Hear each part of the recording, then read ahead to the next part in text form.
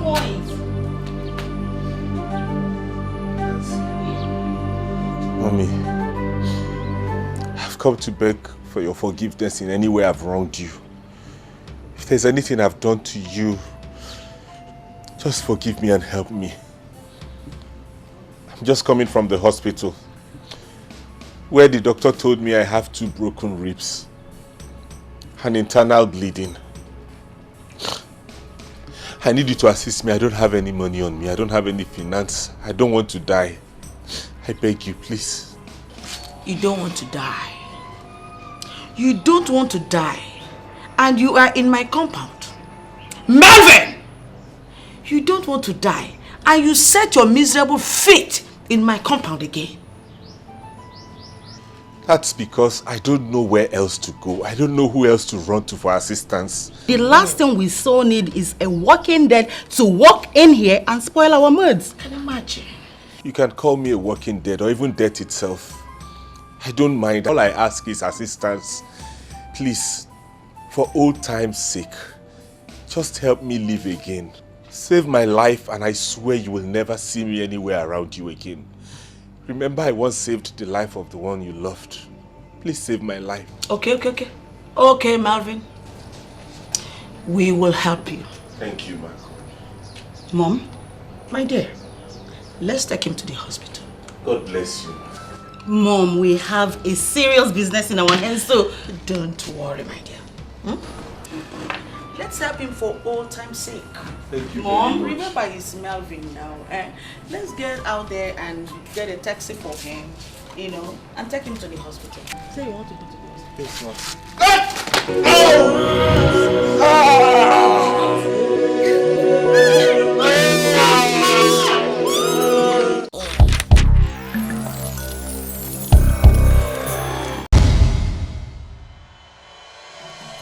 Most likely an antelope.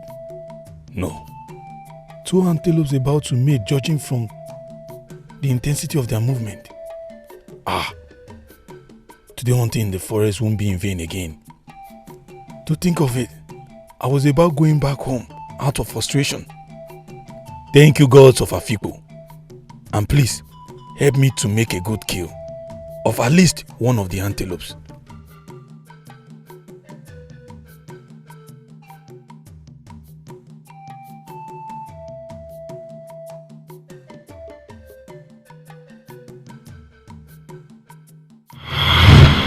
Gods of Afikpo, Queen Obiagiri, the Igwe's second wife, and Ichi Ogazi. What are they doing in a thick vast forest like this? No, this doesn't look good at all. It doesn't. I must find out why.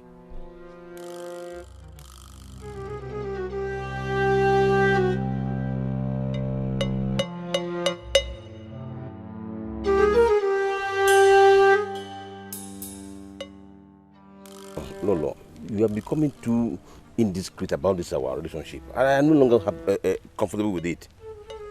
We should have waited till nightfall so that we can meet at our usual place and have it anyhow we want, as many times as we want, undisturbed. I know. It is not a trivial matter I brought you here. I may be craving on you, but that doesn't mean I'm stupid. I brought you here so we could discuss more important issue about us and our future generations. Hey! Lolo, don't tell me you have gotten pregnant for me. Enough! Don't be silly. If I am, I wouldn't be foolish enough to let you know. I will simply put it on my husband, Igwe. I brought you here so we could discuss about your daughter and the heir to the throne, Prince Uchenna. Lolo, wait. If I get you right, does it mean you have convinced the prince to marry my daughter? If that were the case, I wouldn't be informing you in this thick forest. So what is it? Uchenna has fallen in love with another maiden from Ukwunta. He informed Igwe and I.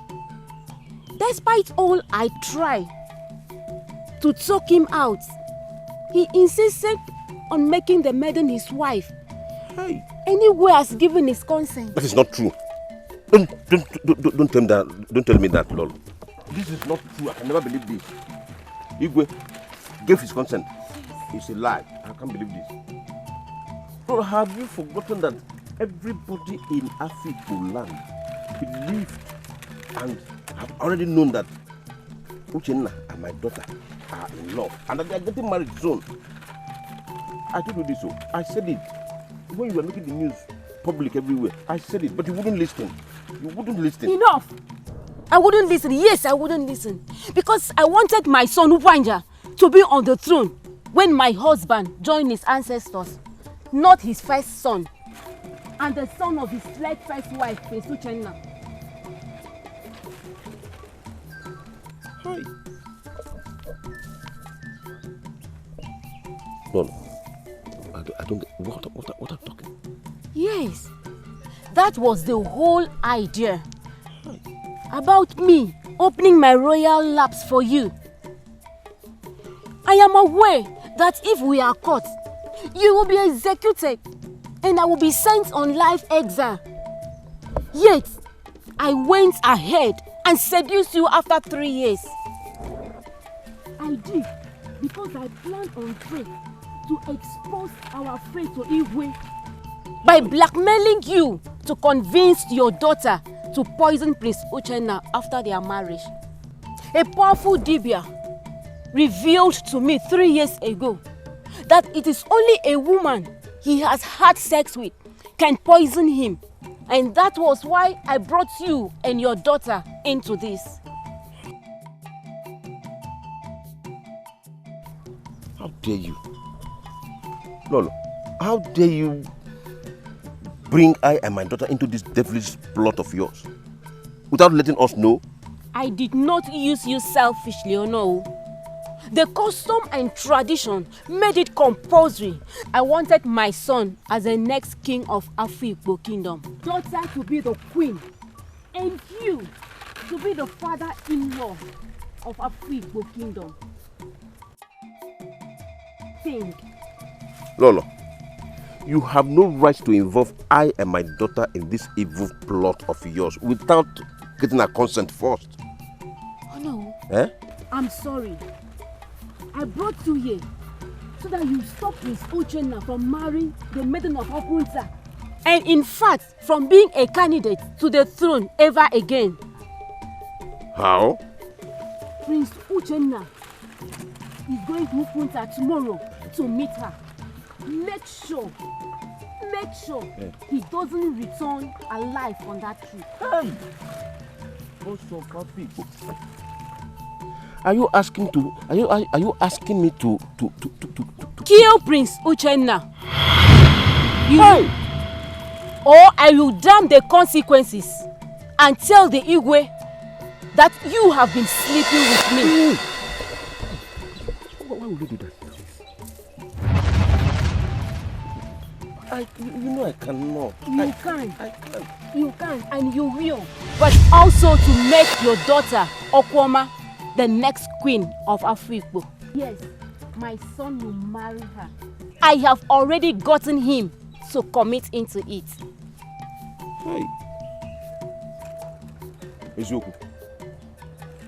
No, you are lying to me.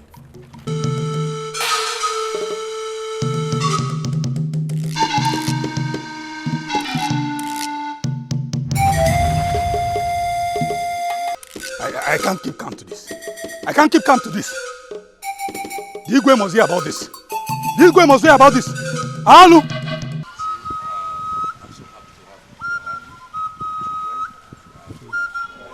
What am I doing?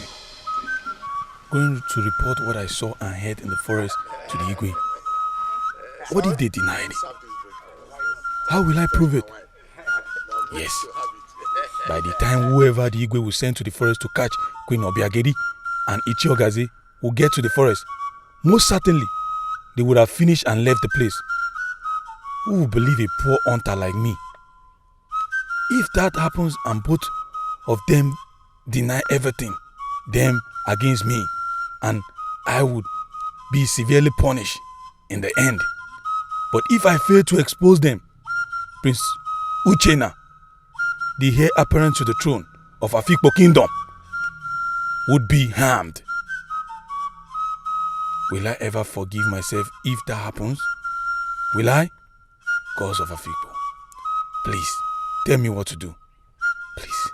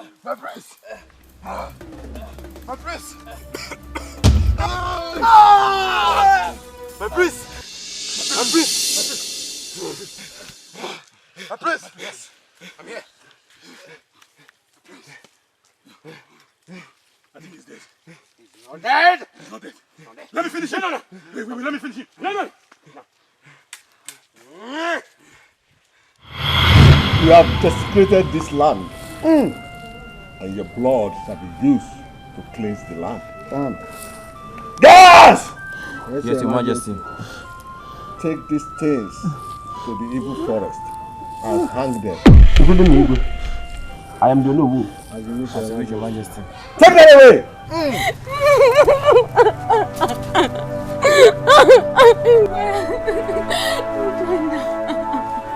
I'm sorry. Uchenna.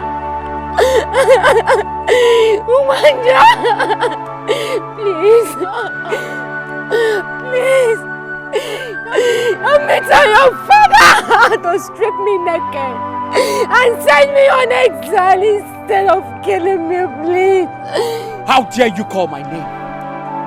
After causing this royal household such an embarrassment? And you call my name? How dare you? Take these things to the evil forest and hang them. Arrow. Take them away. Take them.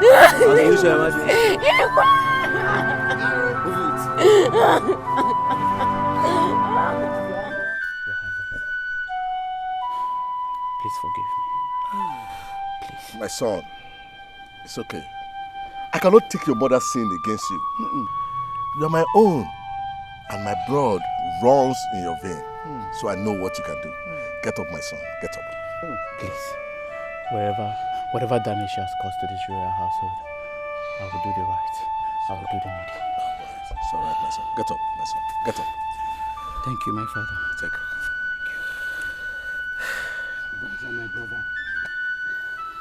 Ubaja, my brother, I won't hold you over what happened. You're my blood, and you still remain my brother. It's okay. Come. Thank you, brother. It's okay.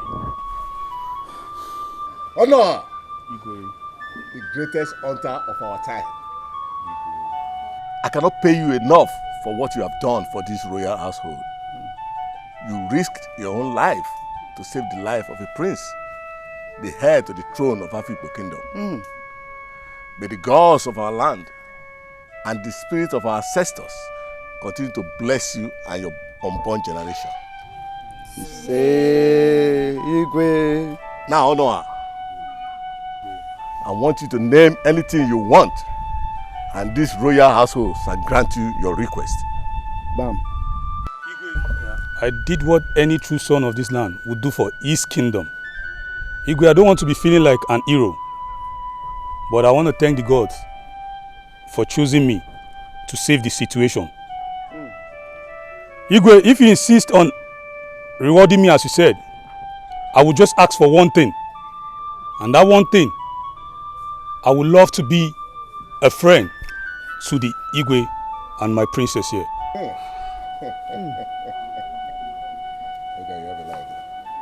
Indeed, what a noble character, Your Highness. Yes, it's a noble character. A good soul. Yes, it's a noble man indeed. Honor, Igwe, your wish is granted. You are now one of the greatest friends of this royal household. So shall it be, I have spoken.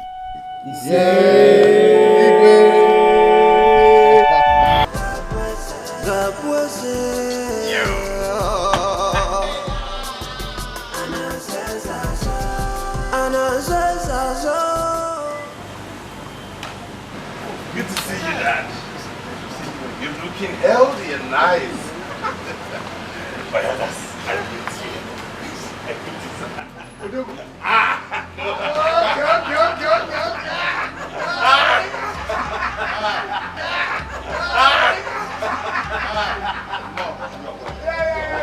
I don't want to flout tradition. All right. Whoa! Home sweet.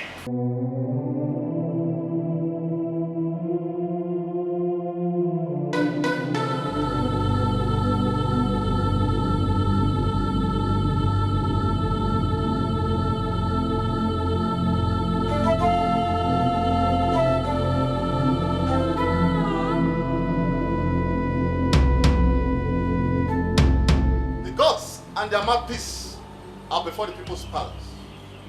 Remove that which obstructs them, and let the king and they who guide and protect our people see and interact with each other for the good of the people.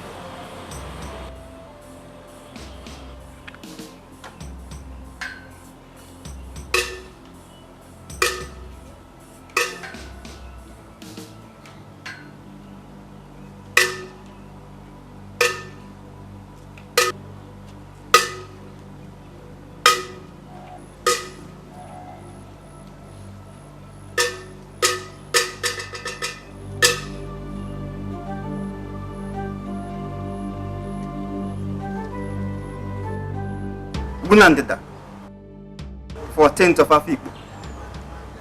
Igwe. The eyes that sees the gods and our ancestors. The mouth that speaks the language of humans and the spirits. Gunandida greets you. That is worn on the wrist does not need a mirror to be seen, Your Majesty. You have seen it all in my hands. They that oversee the affairs of our people. and direct our destiny have released the effigy of Inyota. And that's required by me, by customs and tradition. To you, I release it.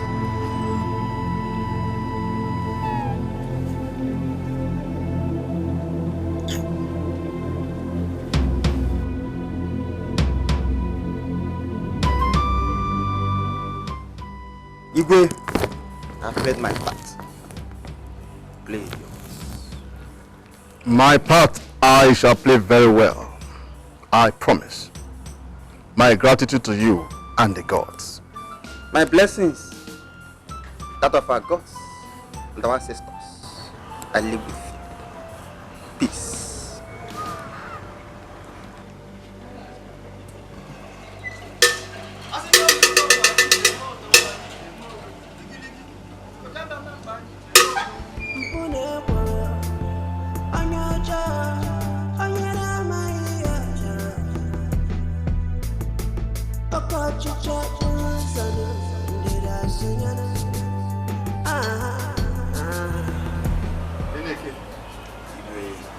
Summon all the members of the Royal Council immediately.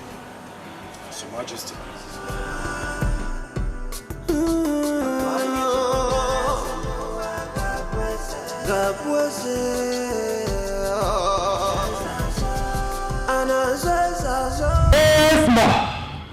Karashina Puja! Karashina Puja! I really need to stay money. Relax more. Karashina Puja!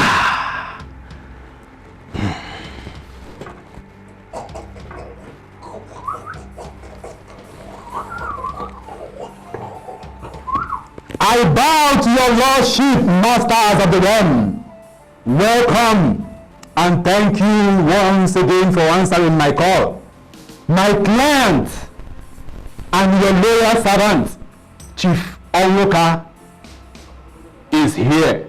He needs your help, according to him.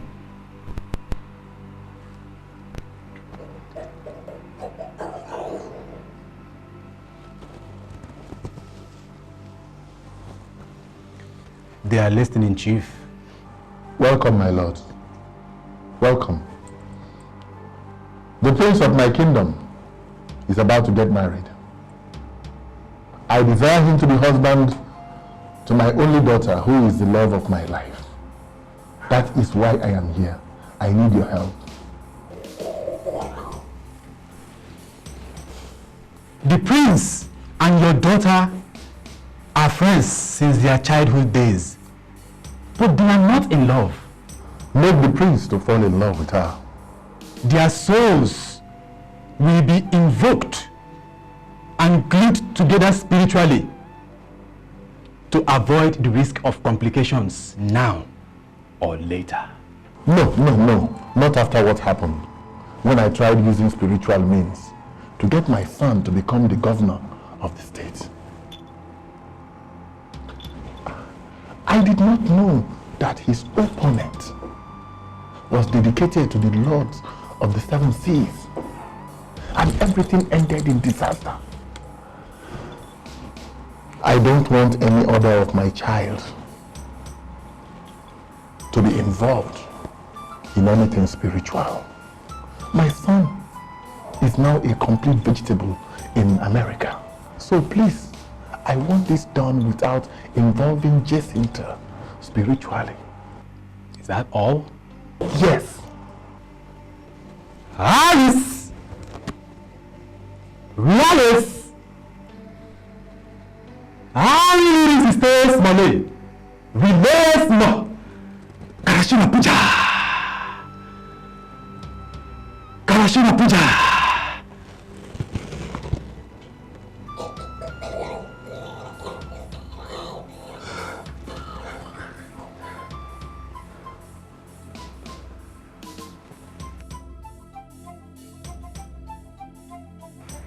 Well, to grant your request without involving your daughter spiritually can only be done with you actively involved. Are you ready to do it? Yes. Yes, Lord Oloko, I am ready. I am ready to do whatever it takes. Yes, Lord. Karashida Puja.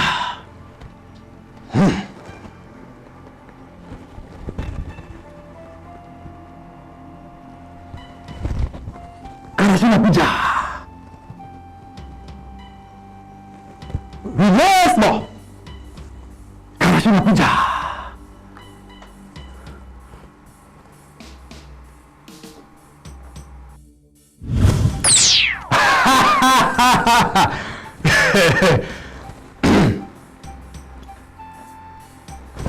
Karashina Puja. This really stay smally. Go to the Igwe and discuss the idea of the marriage with him. Once you do, the egg will spiritually leave you and possess him. With that, he will not only be convinced, but will also champion the idea as if it is his most pressing ambition. Once he talks to the sun, the egg will possess him too. And he will agree without questions. Because you don't want the masters of the realm to do any work on your daughter's side, they will never get involved. Getting her to marry the prince is therefore your sole responsibility. It's not a problem, Lord Oloko. That is not a problem. Jacinta has never refused me anything. I will get her on board, I assure you. Then, good luck. Thank you.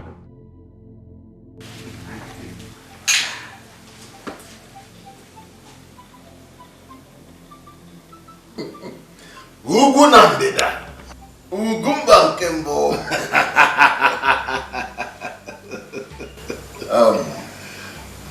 Eneke, carry that carton to the Royal Liquor store, and from there join your colleagues outside. As Your Majesty pleases.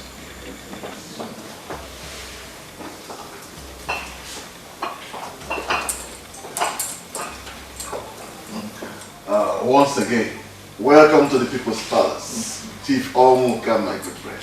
Thank you for receiving me as always, Your Majesty.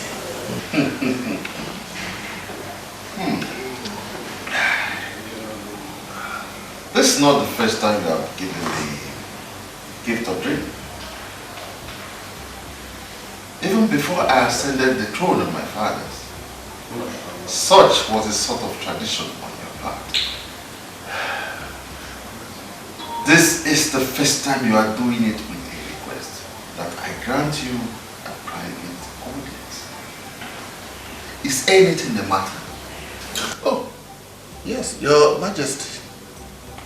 Mine was not one of the noble families in Antview Kingdom. Your grandfather, it was, who appointed my grandfather into the royal council.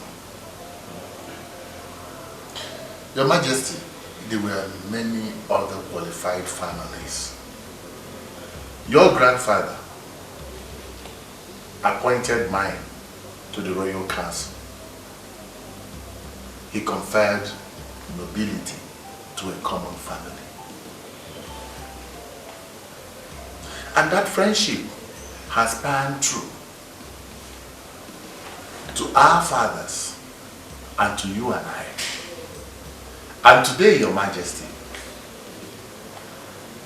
there is no better, trustworthy, and supportive friend than you since my childhood. Same here. But why are you talking as if I needed a reminder of all that? Your Majesty, the return of the effigy of Iyoda signifies that the process to the succession of the throne has begun. And the prince is not married or engaged or Is he? No, he's not. But why do you ask? Your Majesty, I remember. You hated so much the idea of the gods choosing a bride for you in your own time. It was my wife and I that hooked you up to her best friend, your late wife, 2 weeks before your installation as the crown prince, thereby freeing you from that tradition. Why are you not doing the same for your only son? Why allow him boxed into a corner by the gods in his choice of a bride? It was not my father's idea to circumvent the tradition in my time. It was my choice, my idea. At 30, and with 2 degrees from Harvard, Melvin is not a child that should be decided for and things like that. And I am too educated and progressive-minded to know and respect this, my good friend.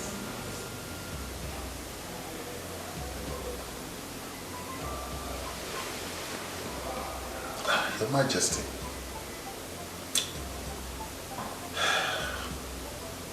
our friendship has spanned through to 4 generations. And in my considered opinion, this is the time to take it a step further. Let us bring them together. Let us bring our children, Jacinta and Melvin, together as husband and wife. That way, we will be in-laws as well as friends.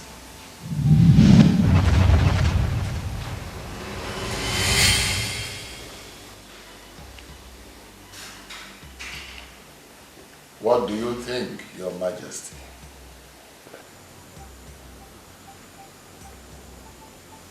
Brilliant idea. So good that if noted, Melvin is already airborne on his way back to the country as we speak. I would have called him and ordered him to go straight to Jacinta right there in America and propose to her. But please, call her to come back home immediately. And why is that important? A candidate to the throne of our faith, as a matter of tradition, must propose to his future wife face to face. Anything other than that is null and void. Oh, really? Really? I did not know this. I did not know this, really. I will bring her back to the country immediately. Cheers, Your Majesty.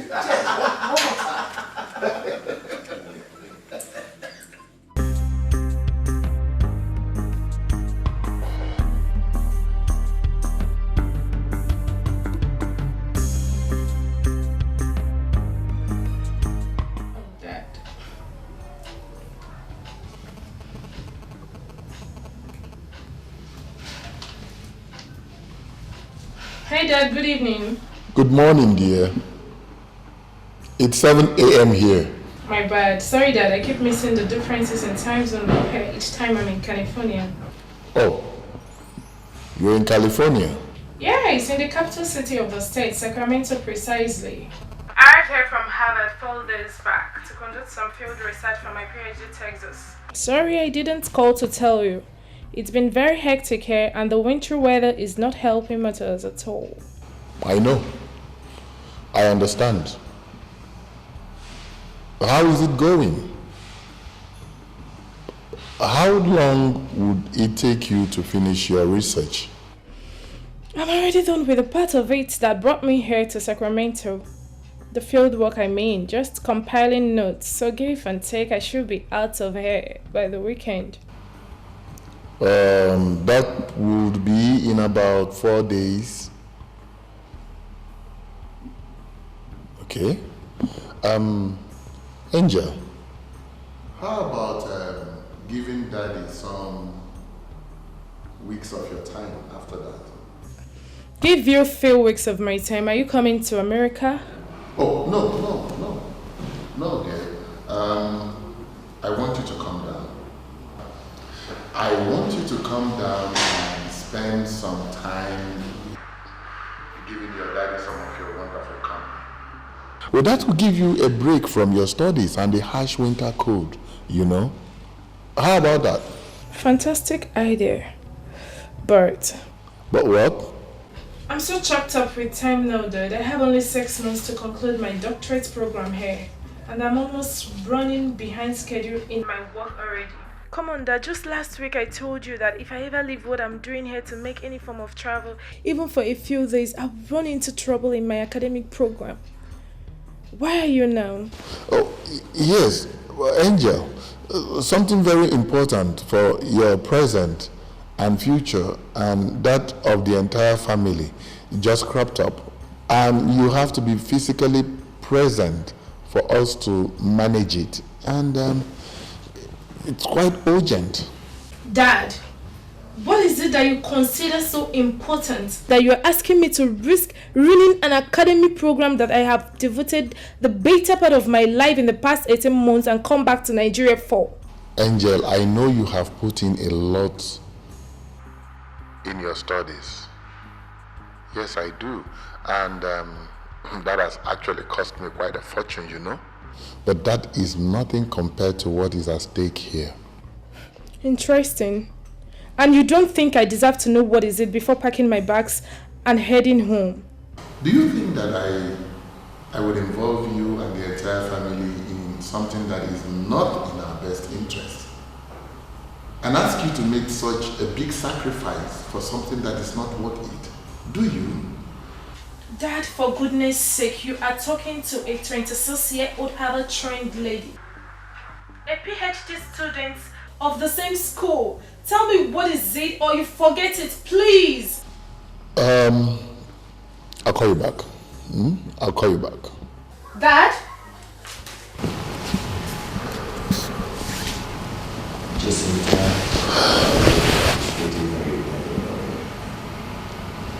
Yes, when she starts reminding you of her age,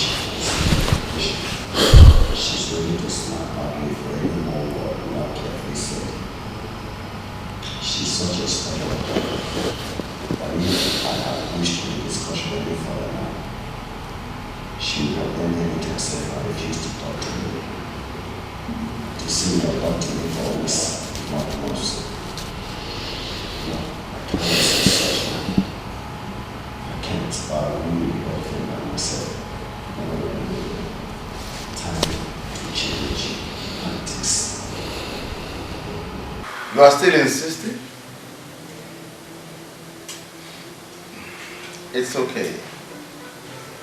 I understand. I will tell your father to call you, and he will explain everything to you. Yes, it must be him. Okay, dear.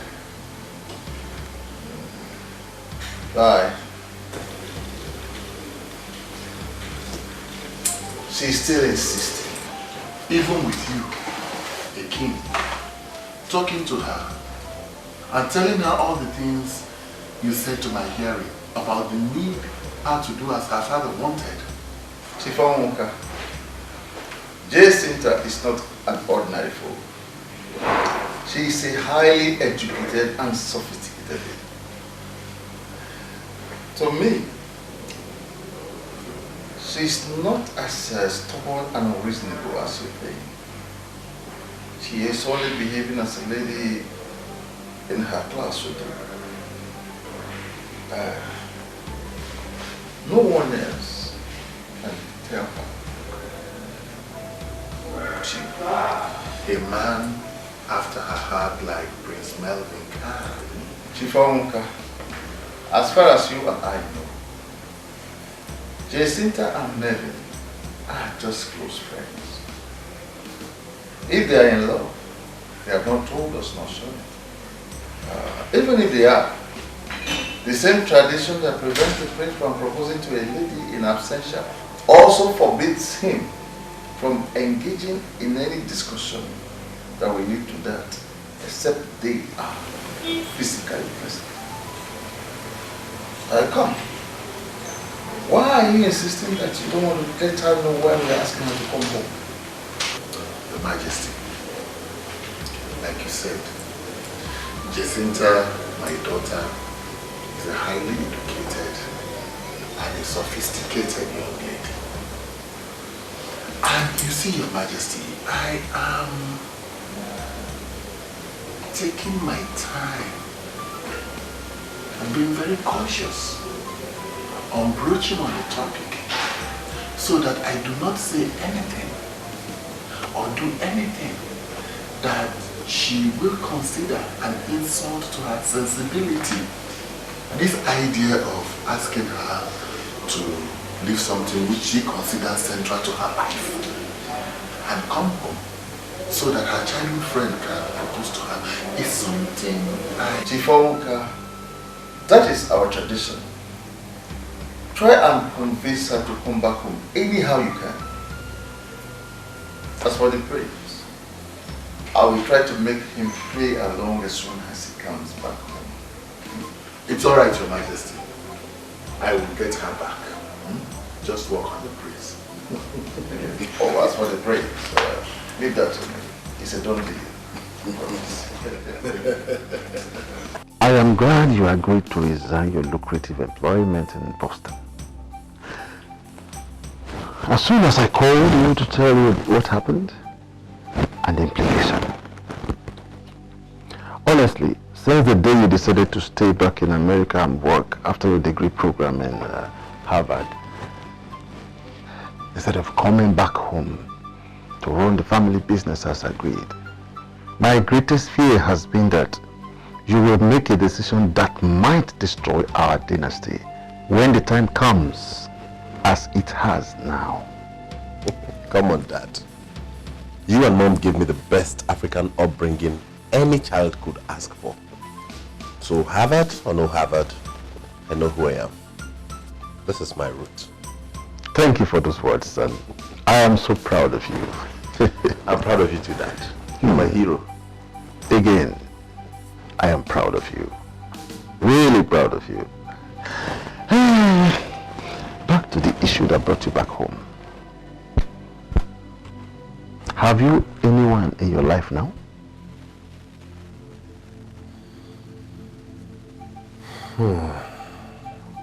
That I have been so busy over the years acquiring degrees and building a career for myself in the American corporate world that I haven't really given a thought and time to having a good relationship with any lady. And that really worries me now. Worries you? Yes, Dad. The fear of being left with no other option than to go as the tradition says. What if the girl the gods will choose for me happens to be somebody I don't love? I'll be subjected to living with someone I don't feel anything for the rest of my life. That's scary, Dad. Exactly the way it was during my time. But unlike you, I did not resign to fate. I put in my all in search of a wife and successfully built a love relationship with your late mother. In fact, I engaged her 2 weeks before my installation as the crown prince, and we lived happily thereafter, which you can attest to before she died 6 years ago. Why don't you try doing the same thing? You see, between the day the effigy of Euda was returned and the installation proper, the prince has 6 weeks he can ask for to prepare himself if he so wishes. Dad, Mom said yours was easy because Jacinta's mother, who happened to be her very good friend at that time, convinced her to give it a shot with you. I don't have any real friend now aside Jacinta, and she's not even around to help out.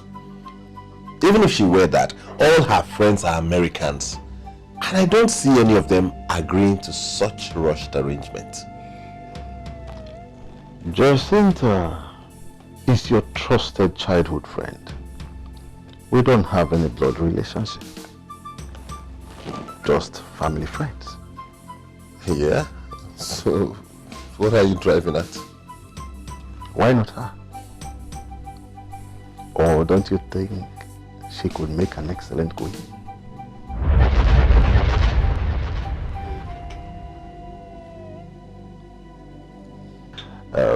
What do you say to that, son?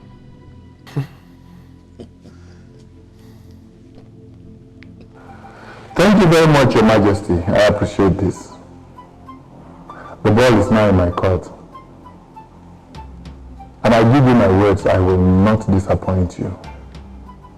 Thank you once again. Bye.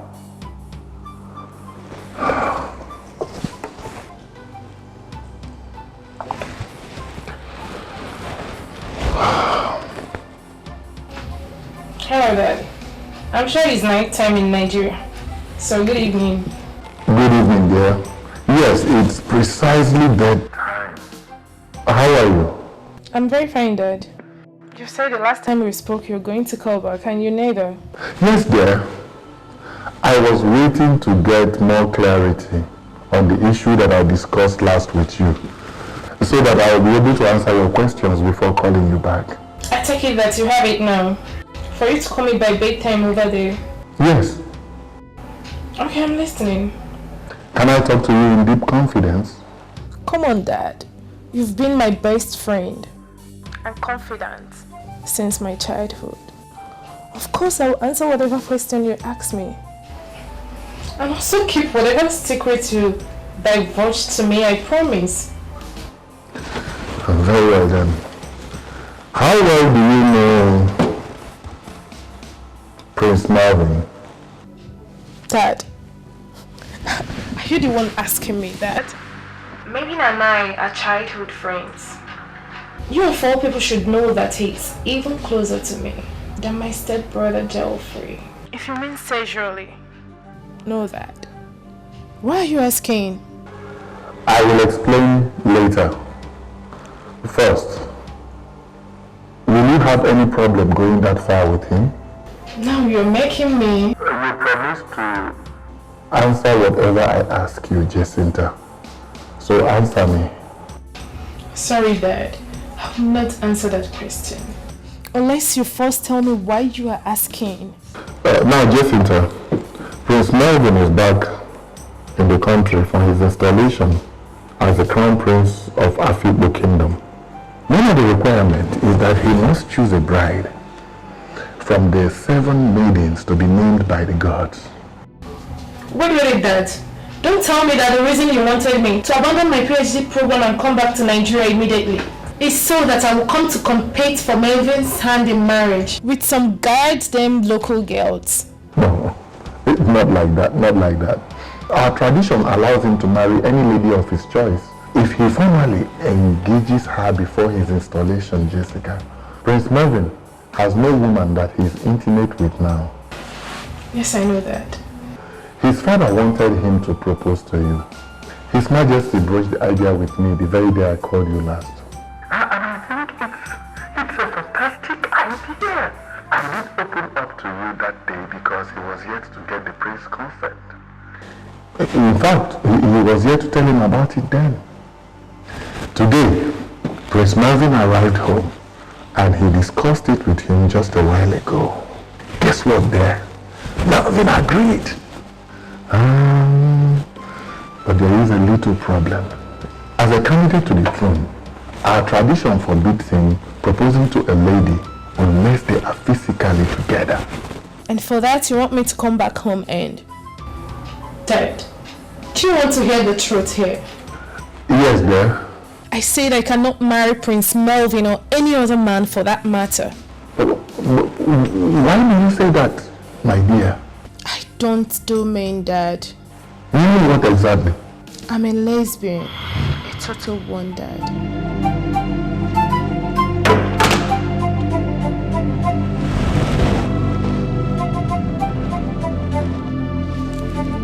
Dad? Dad? Dad? Are you still there? Deal with it. That's me, that's Jacinta.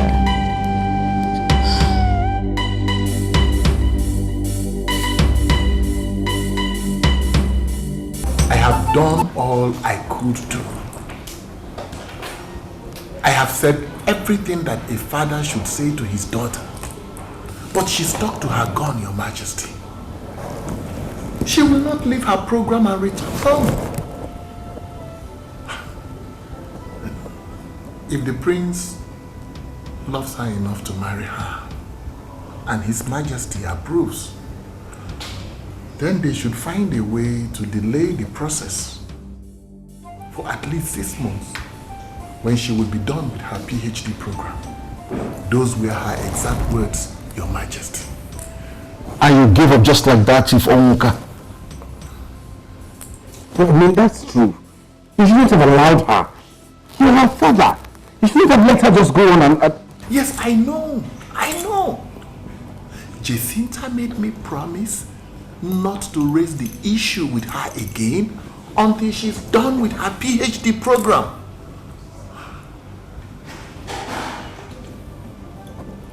Maybe your Majesty would find a way to delay the process until 7 months' time. Is it possible? This is a process fully under the control of the gods, Chief Onwuka, and you know it. Melvin and I are not gods. We live and rule over our people with their approval. I don't see how trying to manipulate the installation process because of your daughter will not incur the awesome wrath of the gods against us. Oh, well then, let's forget it. Yes, let's forget it. I mean, let's continue to enjoy the warm friendship we have built over the years. Your Majesty, my prince, no hard feelings.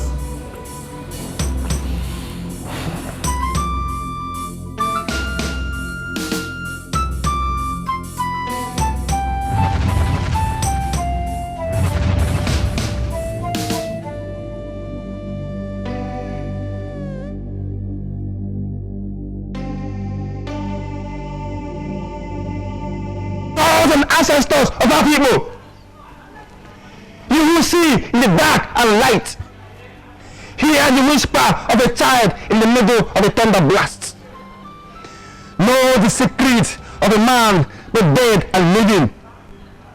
You know, and elders of our people are here. You know why they're here? From your infallible vantage position in the spiritual realm, speak now.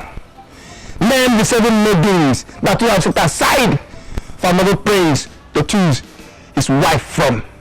Speak now! Speak!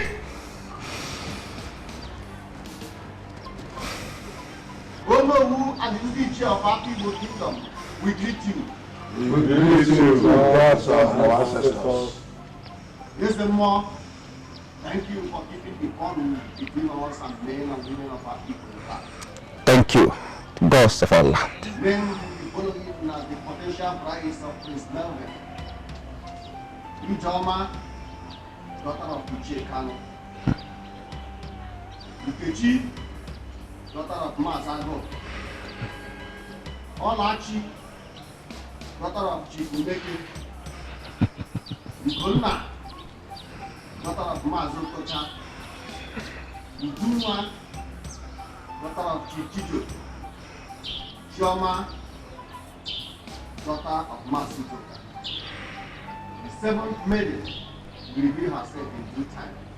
And when she does, we shall confirm it. Which one? How? Men may be confused and mischievous reason more. Gods are never so. As in this situation we have done and will continue to do. Let men do theirs in all sincerity, and the prince shall be happy, and our people shall prosper in peace. Thank you, Grace One. I'm sorry. I almost wasted your wisdom. Thank you once again for speaking in honor of an ancient royal tradition that you have instituted. Thank you, Grace One, once again.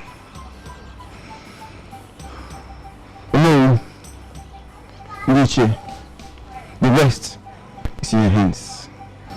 Wise one, without the identity of the seven maiden being... Gods are wise and infallible. Go, Wemu. Thank you, wise one. Let us go.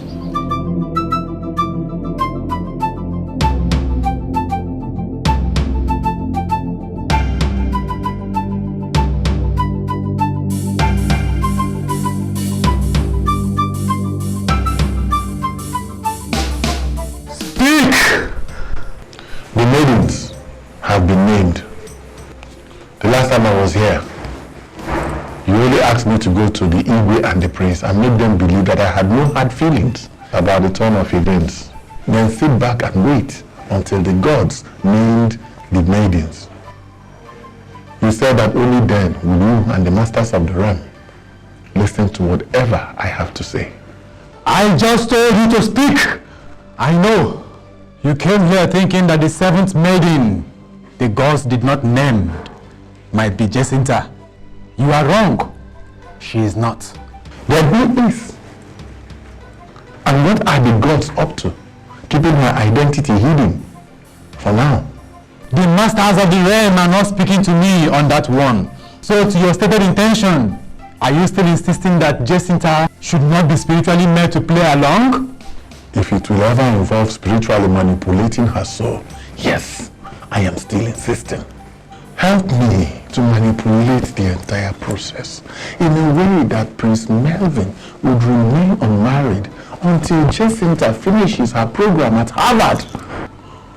Once that happens, I have a plan to make her change her mind and marry him despite her sexual choice.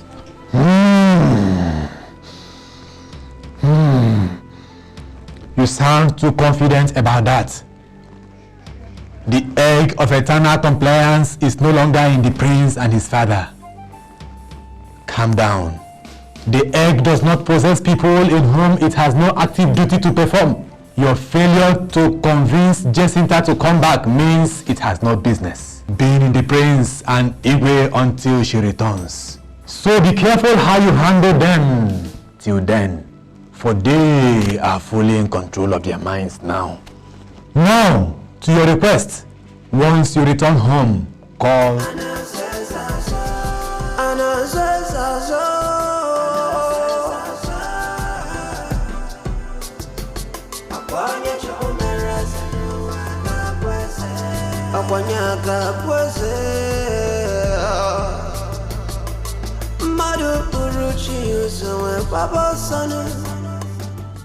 Igwe!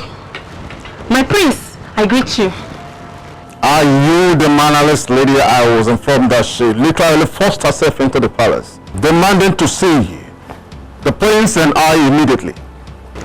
Yes, your majesty. And you see nothing wrong with you barging into the palace? Demanding to see royal occupants dressed like a common... Once girl, your highness. Yes, that is what I do for a living. I do commercial sex business. And you dared step your abominable feet on the hallowed ground of my palace? Your majesty, if my presence here is such a bad thing in your kingdom, then I should be commended by you and the prince for coming to do what I came here to do, and not vilified.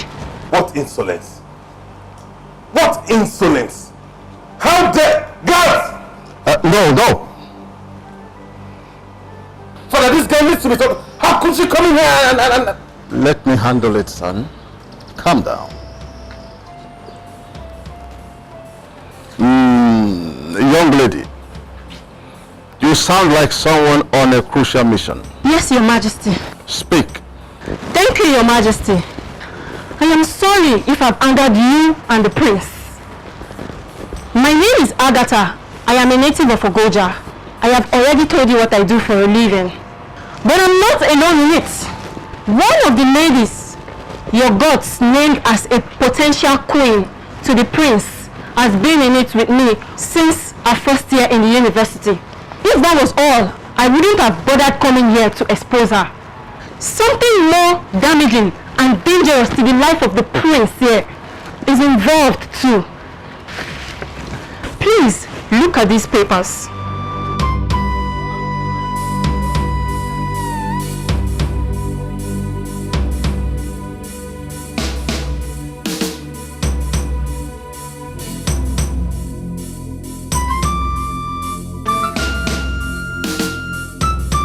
I'm sorry if I did wrong bringing it to your notice. I stand ready to defend it anywhere.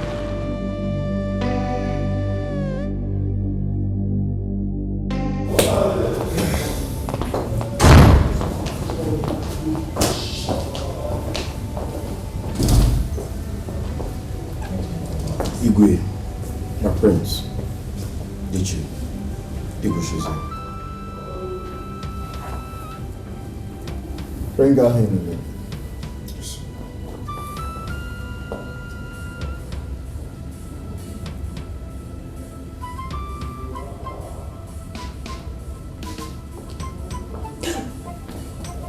Agatha! My goodness. Chioma Udoka, my friend. Are you surprised to see me here? Yes. What are you doing here? Silence! Sorry, Your Majesty. It is obvious you know her very well, Joe. Yes, Your Majesty.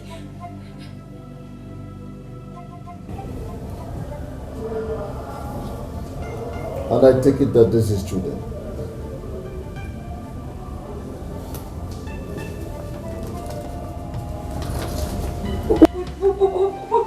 Copies of the results of the HIV test you and I had at the University of Calabar Teaching Hospital last month, girlfriend. Yes. I brought it to them. And I also told them everything about our Ron's activities with politicians in the past 6 years. Yes.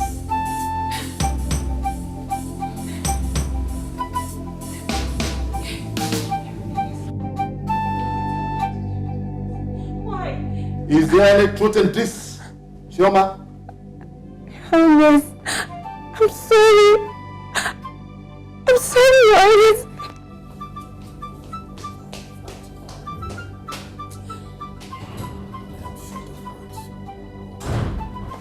Thank you, Agatha. You shall be handsomely rewarded. Thank you, Take her away.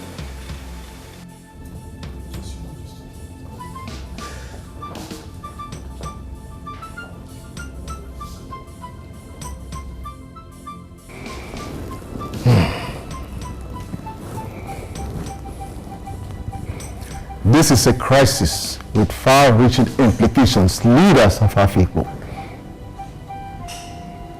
to be qualified to be named a potential royal bride by the gods.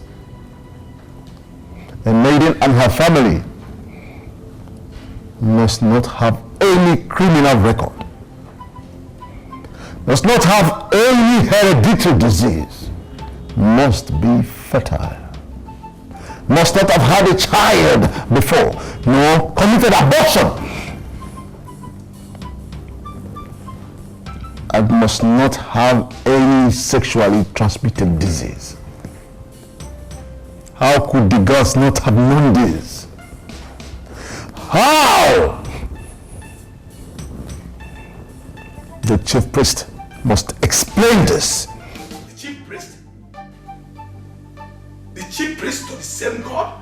Who from what we now know no longer see or are now out to destroy our prince by naming such a maiden amongst his potential brides. Imagine what would have happened to your dynasty if the girl Agatha didn't show up and Shoma ended up as princess wife by hook or by crook. Imagine what would have happened. What are you driving at, Ijeke? When the maidens were summoned to the palace, few hours after they were named by the gods, the Onowu told them everything that is involved, all the do's and don'ts, and gave them time to speak up if there is any of them that has any secret that could disqualify her and tarnish the entire process in any way. Did Chioma speak? Did our gods speak? They did not. Who knows what else the other girls and the gods are still hiding from us? His Majesty asks you to clearly state your point, Ijeke. Let us take charge of the process as a leader of the land, here and now. How? Ijeke has made himself clear enough. The gods have clearly disappointed us. They may even be against us. In short, I invoke the powers of this council, the council of this ancient kingdom, to overrule the gods of the land.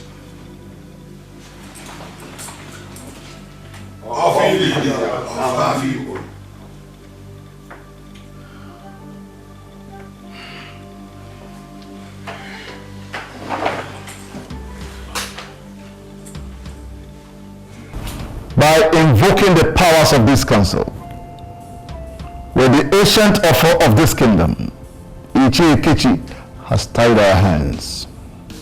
We can no longer overrule him. Not even me nor the gods. So we have to take charge as he has requested. I now ask, how? I suggest we continue with the process with the remaining maidens already named, Your Majesty. No. I suggest we do away with the maidens completely. Install the prince as the crown prince and leave him to take his time. Search for, find a wife, like a young man looking for a life partner.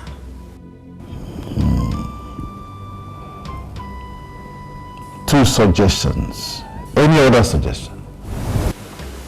Your Majesty, in the present circumstance, these are the two choices we have to make from.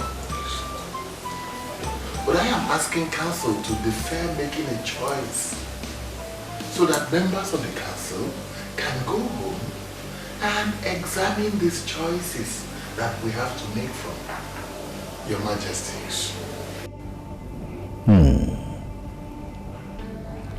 Two opinions. The installation of the prince is scheduled for 4 days from now.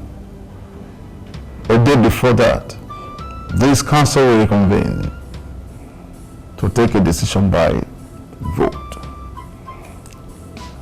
And a decision will be taken by a simple majority vote.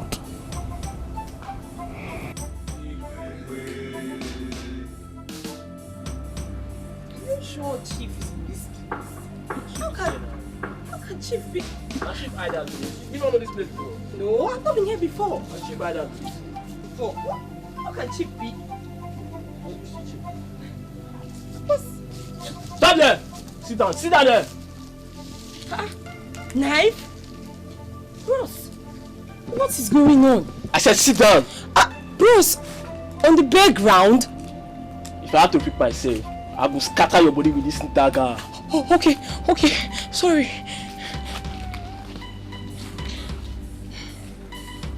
Oh, bros, I was asked to go to the airport with you and see you off to Australia so you can settle down. Yes, no. So I paid for the racket with the ship package for Palace. Yes, no. You lie. There have been change of plan. Change of plan? How? I need to take you to Australia. I need to see you up to Australia anymore. Like this time, you won't go meet your ancestors. Hey. You now, and I got a later. Hey, bros, I beg. Please. Please. That's what she said. Why are you begging?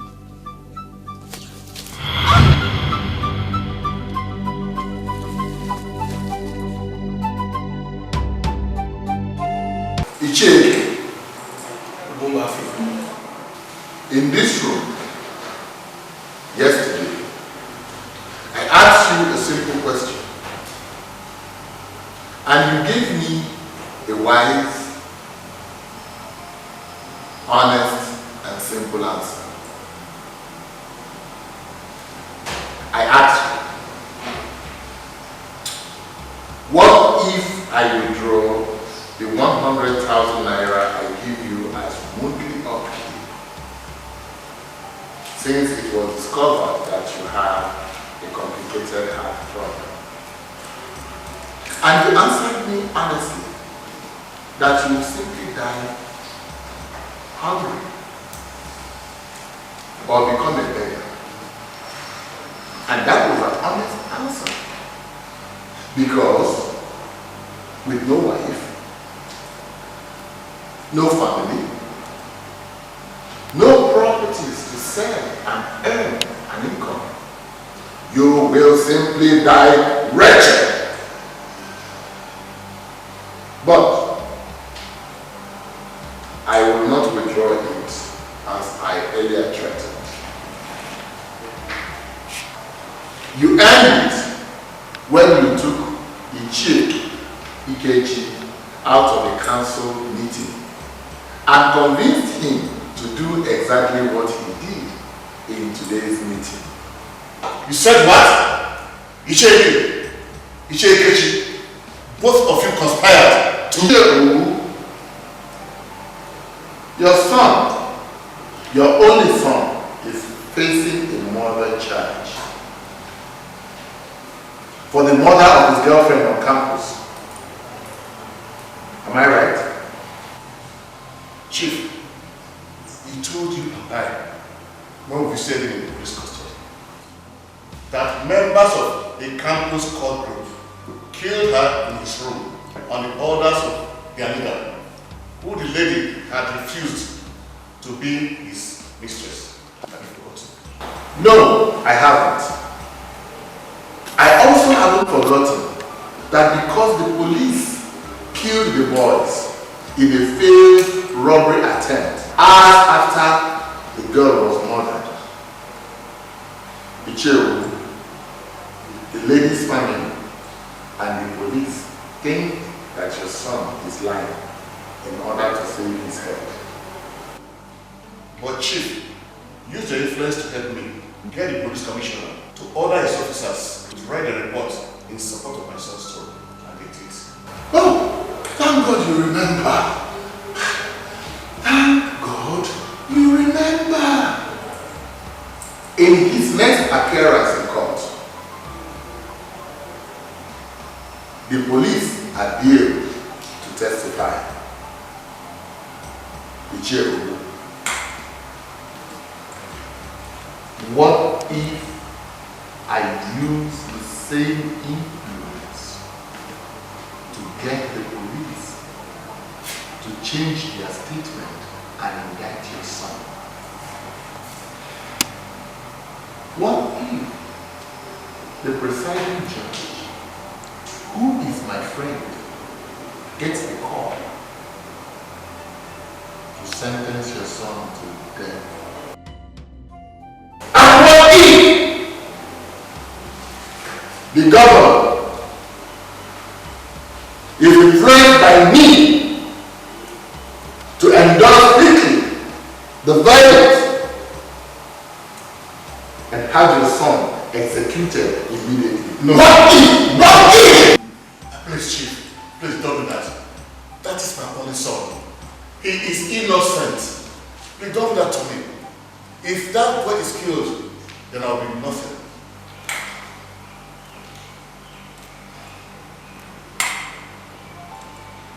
I swear my life, I will do anything for you. Save the life of my son. If that boy is killed, then it means I'm finished.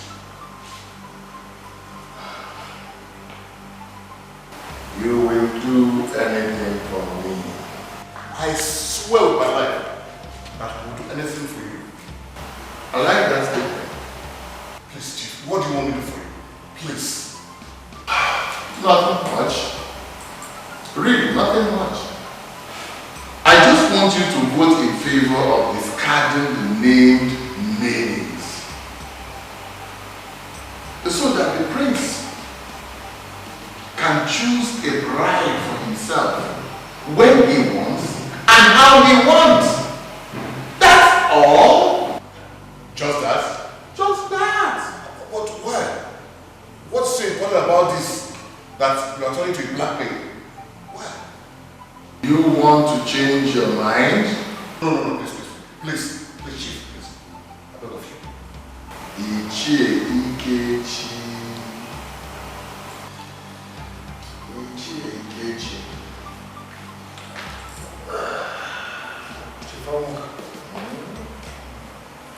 What if I insist on a DNA test that will expose to the whole world that the first son of your first daughter is your biological son?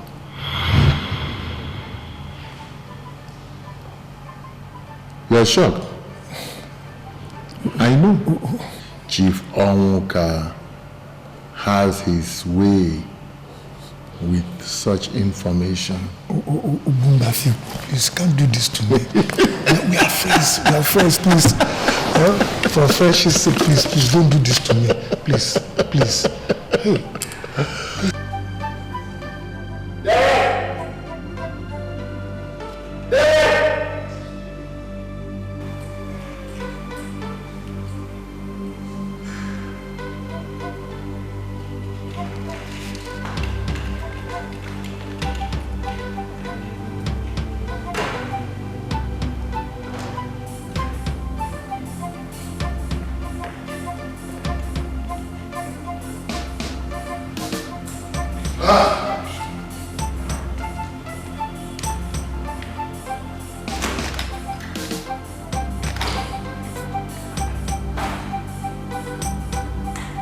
In addition to all that, I am paying you 2 million naira each for your votes and silence hereafter.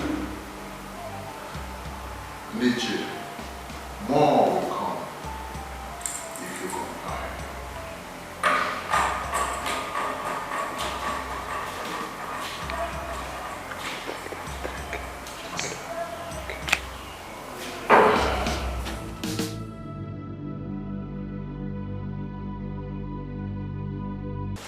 Ichi. There's a story about me I have kept from our people since 1988. When I returned to settle permanently in Antview, just before my late father joined his ancestors in 1988. I did not voluntarily resign my appointment with the Nigerian Railway Corporation to take care of my sick father, as I told everybody then. I was sacked.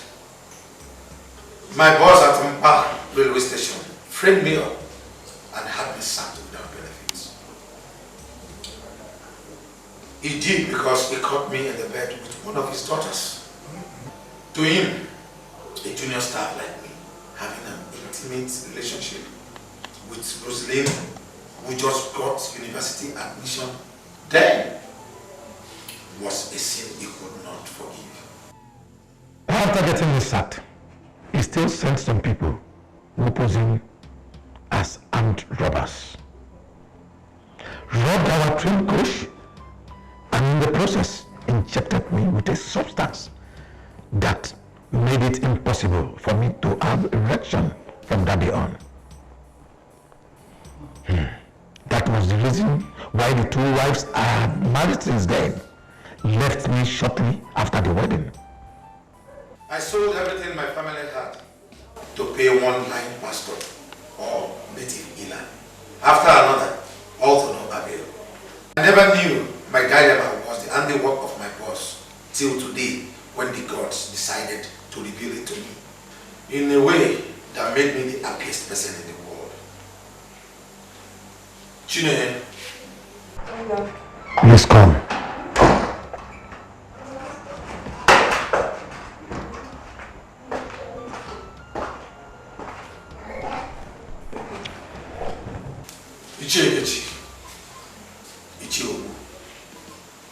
She is my biological daughter.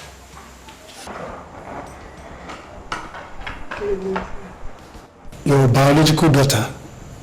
How? You just said you are impotent.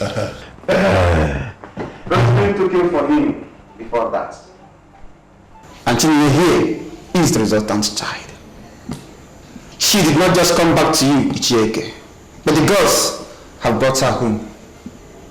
Because she is the seventh maiden they promised to unveil in due time. Welcome home, virtuous daughter of our people.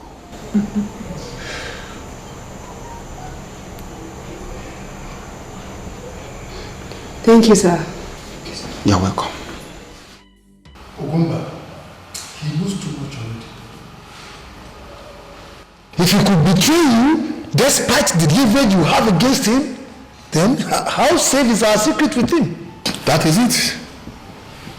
What he has in that his returnee daughter is something he would die to protect. Look at him. A castrated bulldog who had no family before today. A hungry dog to buy, keep and use, but not anymore. So tell me, how do I deal with him without her? You are a politician, chief.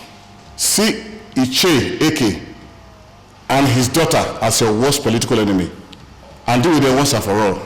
Yes, either by disappearance, arranged accidents, poisoning, anyhow, just anyhow you can do it. Do away with them immediately. See, if my dirty secrets, which he got to know through you, leak to the public, I will expose you to His Majesty and commit suicide. You said what? You heard what I said. And if His Majesty alters a cost against you, holding the offer of Afikpo, you will run mad instantly. Save my son or I will sing to the Igwe. How dare you? How dare the both of you? How dare you? How dare you? How? Leave them and listen. Leave them. And listen to me. Yes, leave them. Because you have a bigger problem in me than in them. Even though I don't know what they told you that unsettled you so much. How dare you? How dare you, castrated dog? How dare you betray me? Ogumba, if you call influencing members of the council to vote against your wish, today as I did, a betrayal, what do you call the secret plot you are hatching against the Igwe? An embrace? Sorry, Ichie Eke. Sorry for talking to you that way, actually. Congratulations. Congratulations on your daughter that has just returned. Please, sit down. Sit down, let me explain what this is all about. Ugumba, it is only a fool who embraces a scorpion and expects not to be stung. I am not such a fool. No, not now that I have a British trained manager in one of the major telecom companies in the country as my own daughter. I am here with the money you bribed me with. I came to return it to you. I'm not here to listen to any explanation or anything from you.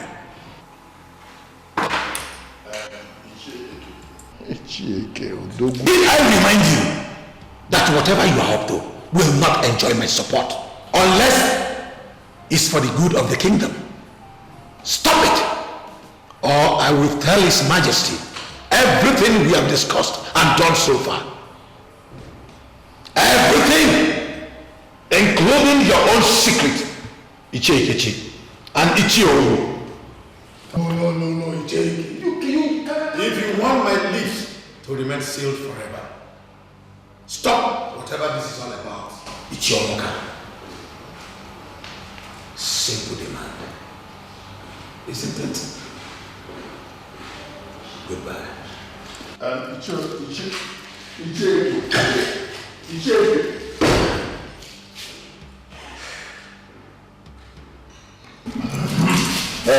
Gentlemen. Chief Onka, the condition for my permanent silence is the same as Icheike's. Listen to me.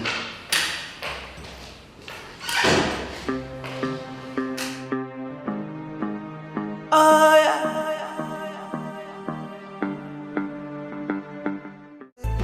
But whatever will be, will surely be. It is called destiny.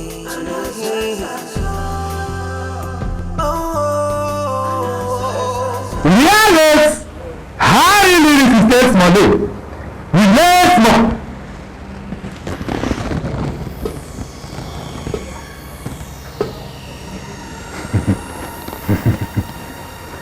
She is the chosen one. Who? Karashina Puja.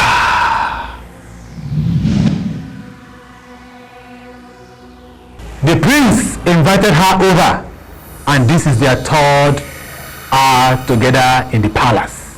They will become husband and wife if you don't stop them. Stop them now. In fact, kill her. The gods who anointed her the future queen of Antview have made her she who shall never be harmed. Spiritually or physically, anyone who harms her or sexually assaults her shall be killed instantly by the gods. What are you talking about, Lord Oloko?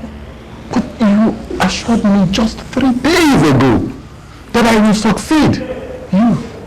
You even gave me the information with which I blackmailed Ichie Ikeji. How could you have allowed everything to fall apart on my face to the extent that the 3 men you conscripted to help you achieve your aims have left, threatening to expose you if you don't stop your scheme? So you know all that? You know all that and you still didn't? For 23 years you have retained my services from the one I told you never to keep details of what you wanted from me. If you want my full powers to work for you, why did you decide to keep details from me this time around? I don't get it. You don't? Why did you tell me that your real intention in all of this is not just to get your daughter to become the future queen of your kingdom, but also to take over the throne and the vast wealth of the royal family? I'm sorry, Oloko, I'm sorry that I left that out. More than anything, it is the vast wealth of the royal family that I am after. My son's failed governorship bid and his subsequent illness has left me broke. Oloko, please. Please save me from this shame and disaster. Your daughter will never become Melvin's wife, no matter what you do. That is your punishment for keeping secrets from me. So decree the masters of the realm. That's not acceptable, Lord Oloko. In fact, I want to. You will still become the eagle and take over the royal family's wealth. Yes, you can, but it will cost you something very dear to you. Something very dear to me? What could that be? Jacinta! No! Never! Never! In fact, I'm out of here. The wrath of the bastards of Rem is very great against you, Chief Onwoka. I don't care. I don't care, Lord Oloko. Let them do their worst. Let them do their worst! I will never, ever have my daughter. Fortunately, Chief, you can no longer save Jacinta. Yes, the masters of the realm have already taken her soul. So whether you live now or not, she will still die. How dare you? Keep quiet or you die now. Sit down. Look, please. I I said sit!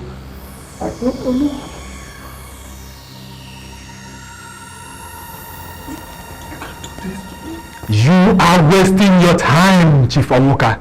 Once she returns to the country in 6 months' time, have sex with her and strangle her after that. Or you shall die within 48 hours of her return. Will you do it? But you have not left me with any other choice. Now, tell me, how would I still realize my ambition?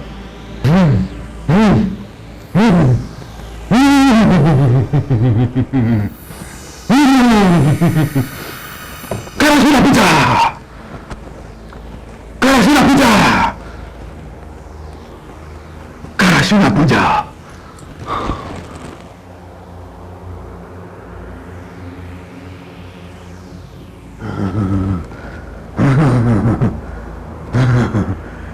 Reales! Reales more! Reales is stays money! Karashina Puja! He has to make way for me to subdue the gods of our people and help you to the throne unhindered. Reales! How really is stays money? Reales more! Karashina Reales! More really is stay. Karashina Puja. Yes. Reales, how really is stays money? Release more. Release more. Don't be afraid. It's still me. From this day on, I will wear this body anytime I want to function as chief priest of Afipo. Now go home and find a way to take me permanently out of Afipo. The only thing that can stop you from becoming the Igwe of Afipo is if Chinini and Melvin ever set eyes on each other from now on. I am heading to the shrine of Afipo to take charge. Now go home and take care of your own as well.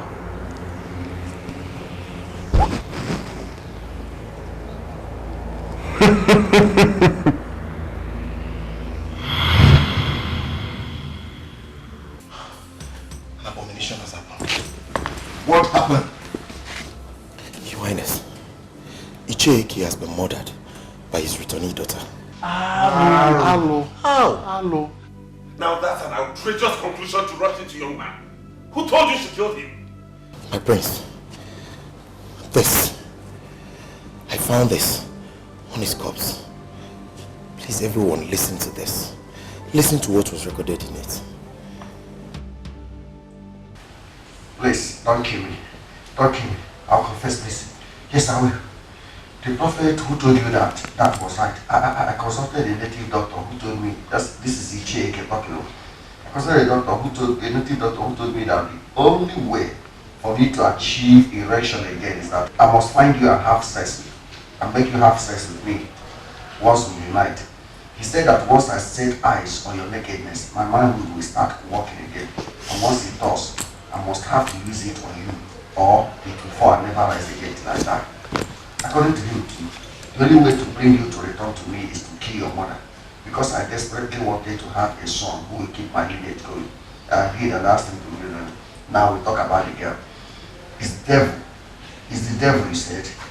The same devil also made you to attempt to drug me with a drink earlier this evening while pretending to be celebrating my homecoming with me, right? After the evil thing you did to my mother. Thank you for everything.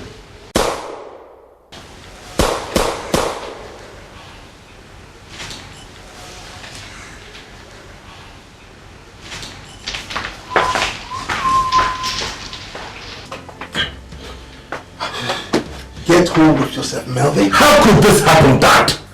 Leave all the questions. We have an important ceremony to get over with. That kill triggered something in me. She stirred up something in me, Dad. I saw it. I saw everything, believe me. You are not alone in this. My heart melted also to the extent that if I had my way, I would have waited both of you yesterday. Until we know otherwise, she is a murderer. And Dad, are you saying we should launch an investigation into what happened after today's ceremony to find out what actually went wrong? The police will launch the investigation.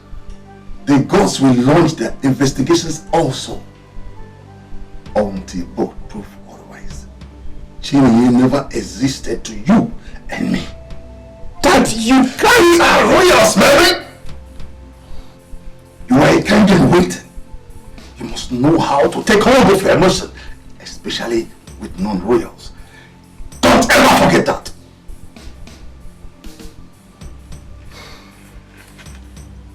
I'm sorry, Dad. I'm sorry I lost it out there. But there are lots of things that don't add up. How can they again? I say let the police and the gods do their investigation and handle everything their way. It's a crime and an abomination. But now, let's join the others and proceed to the shrine for your installation. Ezemo, we said that Igwe sent you here to inquire about what to do based on the latest development. Yes, Ezemo. Ezemo. Tell Igwe and Ndiche to send the maidens earlier named the potential royal brides home. That arrangement has been cancelled by the gods. Yes. Prince Mervyn has between now till he turns 32 in 2 years' time to pick a wife anywhere he chooses. So decrees the gods of this land. The gods are wise. No. Okay? And I want you to give me a peaceable expression on your face. Sound as if you have just few days to live. The level of the emotion you bring out from people out there will determine how successful or otherwise this would be. Are we good, sir? Ready to roll? Action! Happy Alamia, rolling. My dear brothers and sisters, I am dying. The doctor said my kidneys are badly damaged. Unless I undergo kidney transplant surgery urgently, I would die from the complications.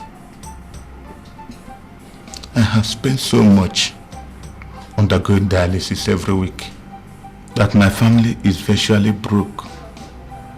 I need 18 million naira to go to India for the kidney transplant surgery.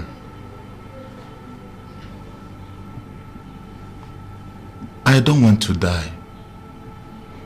Please help me raise this money, my people. Save me, please, for the sake of God. All right. Cut. Can't? He hasn't finished. He has not told them his name and the account details that will pay him the money to. Those ones will be added through voiceover and graphics in the studio. We have gotten all what we need for the skit. The rest is for you to... It's okay. It's okay, it's okay. Let us discuss that one outside. As you can see, the nurse is here to perform her duty on him. Because we have kept her waiting for so long. Please, they said they will do it for free, Dad. Please stop crying. Me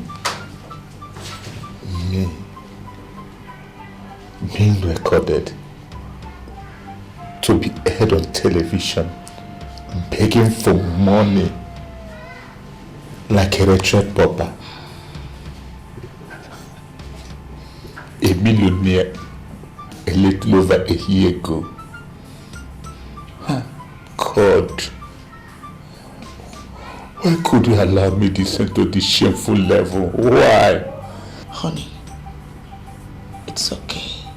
Don't go complicating your conditions by dwelling on the negatives like this. God knows why it is happening. How dare you, Raquel? God knows? Yes. Are you who brought the young man that duped me into bankruptcy and insisted that I buy into the business deal he come with? You don't know?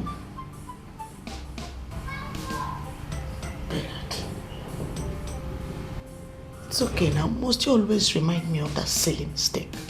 Why mustn't I, Rachel? Look at me. Look at what your shamelessness has reduced me to. Look at what a boy, young enough to be your own son, that you shamelessly open your life for, has reduced your husband to, has reduced all of us to. My goodness. What did you just say, Dad? Yes, you and Cecile did what, Mom? My dear, I traced your mom and that devil to a hotel room and caught them having sex. Mom! See, he jumped me. That boy jumped me. He charmed you. I feel so disgusted anytime you give that lame excuse. He charmed you. And the hotel staff said that both of you were their regular customers over 6 months. Charmed you. And you watched him beat me into a pub before escaping. Even while I was begging you to call for help. Bernard, our daughter is hearing you. Please, give me some respect. I won't. Enough of the lies, Rachel. Tell your daughter the truth. Tell her that her father is not here dying because of diabetes-induced kidney failure. And she thinks, but because of the damage he sustained, why being beaten by your adulterous partner? What? A little boy you allowed to take everything away from me. My wife, my honor, my wealth, and soon my life as well. Bernard, no. He did not take me away from you. I'm here with you and for you. And you're not going to die, please. Please forgive me. He did not take you away from me? Oh, and you stood aside in that cursed hotel room and watched him hitting me on my both sides with a metal object until I passed out. What a loving wife role you played that day, Rachel. What a wife. I'm sorry. Thank you. I'm sorry, Bernard. Just pray that nothing happens to my dad, Mom. Pray that I will ever forgive you for this. Just pray.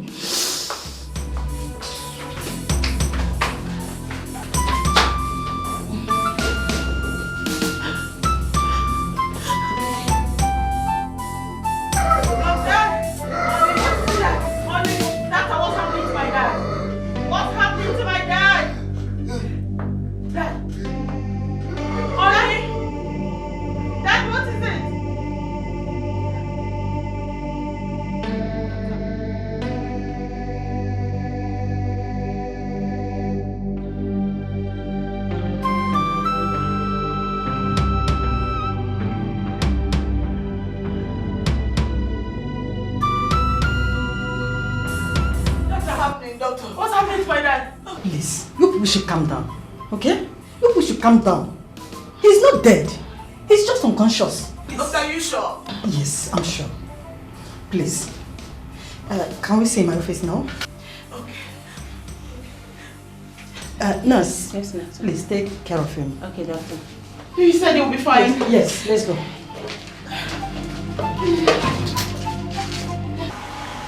what the doctor just said, do I need to remind you that it's time for you to realistically consider the condition Mr. John, his colleague, and the program manager of the television network gave to you? I can't believe you just said that to me, Mom. Realistically consider what?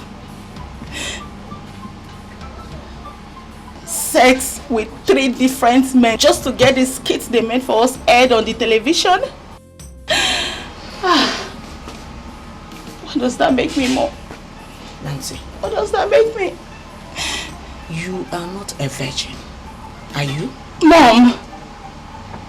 Yes, I'm not a virgin. No. And I'm not a prostitute either. Now listen to me. You see that man lying unconscious in that ward? He is not just ordinary man. He is my husband, your own father. That man has been there for you and I all through our times of need. I love him. And I love him too, Mom. And you want to stand here and watch him die when a little sacrifice from you can make the difference between life and death for him? What a love. What a hollow love. How can you call my love for my dad hollow, Mom? I love him wholeheartedly, Mom. Please. Then prove it. Prove it by doing what those guys said to save your own dying father. Come on, Nancy. Are you in any way different from your sister in the UK?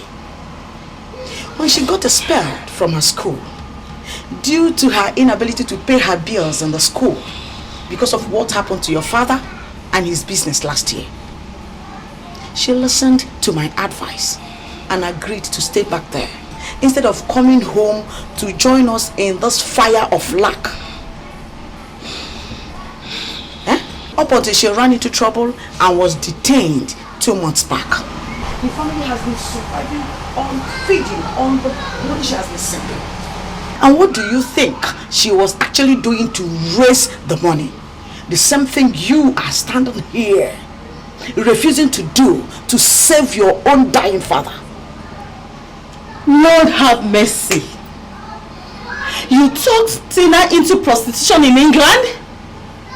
And you're here proudly telling me about it, Mom. Nancy.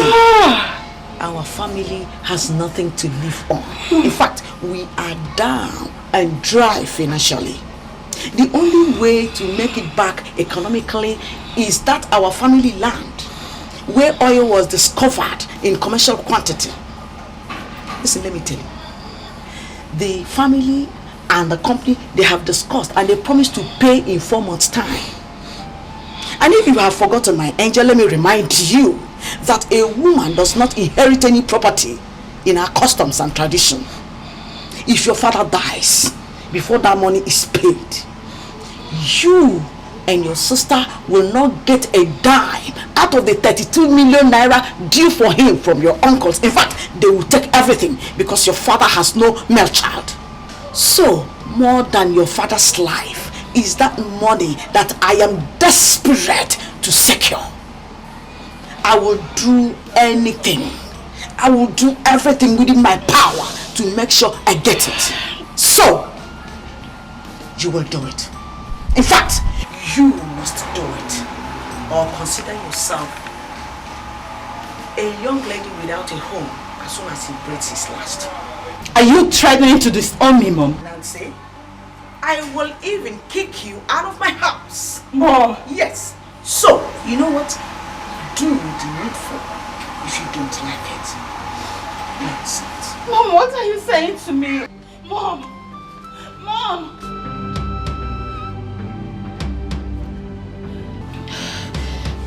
Hello, sir.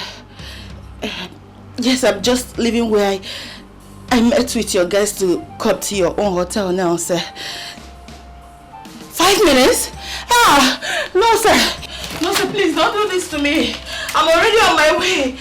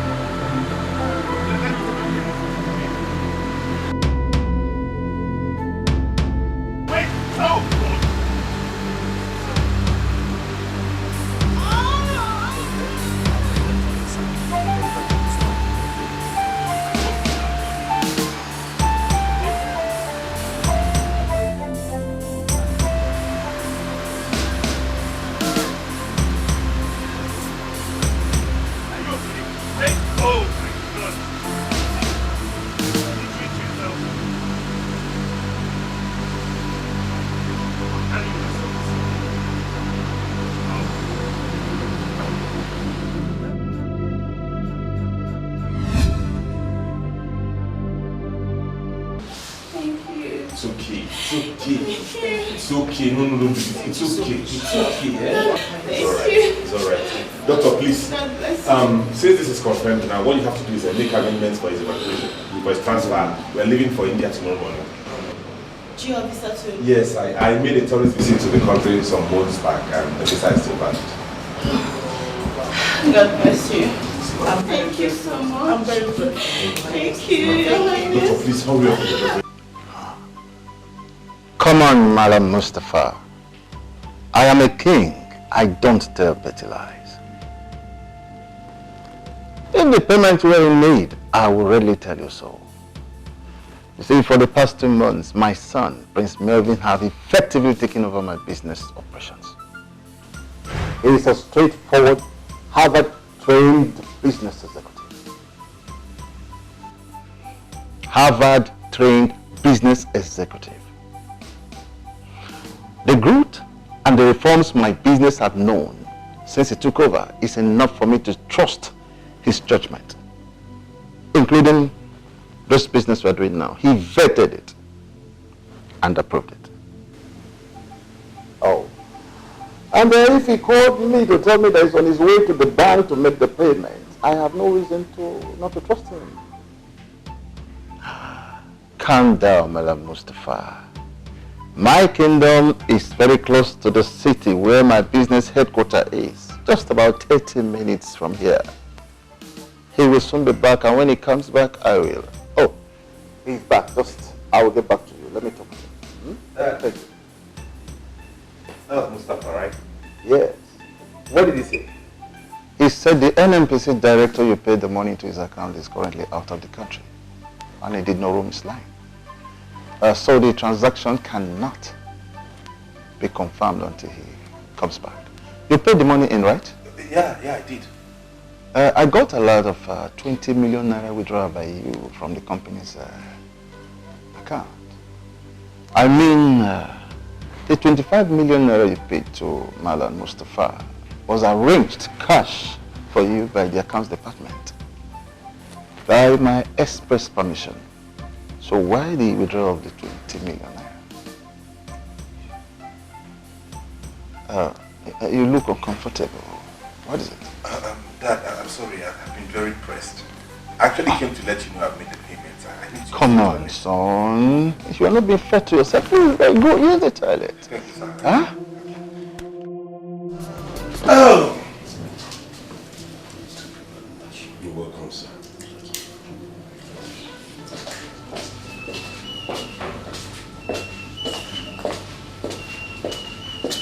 Daddy. Madam, no. Oh, sorry, Mommy.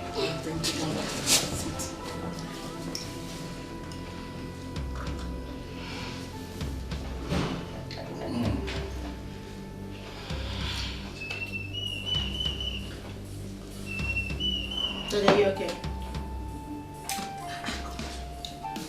Honey, what is it? We're back home from India, and the surgery was successful. You and all of us indeed should be smiling and singing for joy. Yes, Dad. Not crying, not this mood. Please. Yes, my dear. I'm not crying for pains, but for joy. Okay. To think that I came back to this house on my feet. Oh, God. Come, my prince. I can't thank you enough. Thank you so much.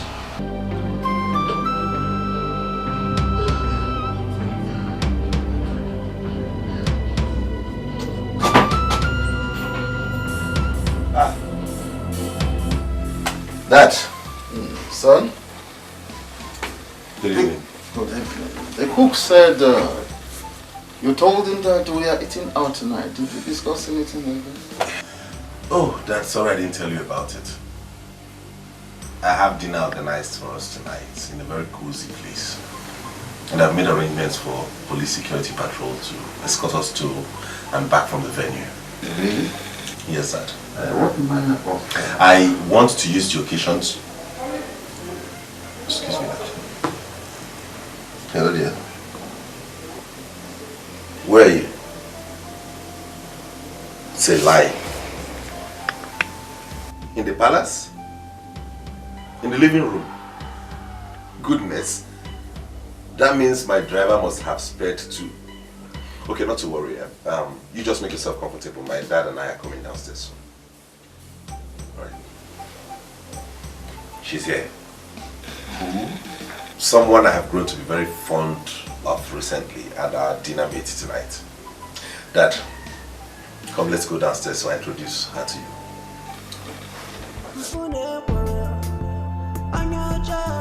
I enjoyed every bit of it. I know that. I've never seen you so happy and vibrant as you were throughout the dinner. And thank you for accepting Nancy. She made it so easy by her beauty and intelligence. Yeah, I told you. She made it really easy for me. Thank you, Dad.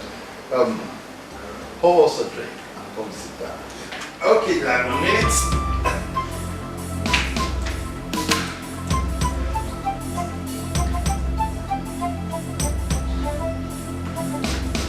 Here we go, Dad.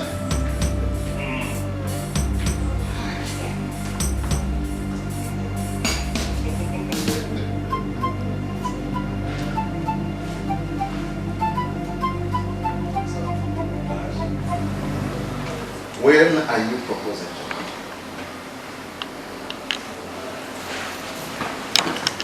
Dad, we only just met. We just started dating. 3 weeks.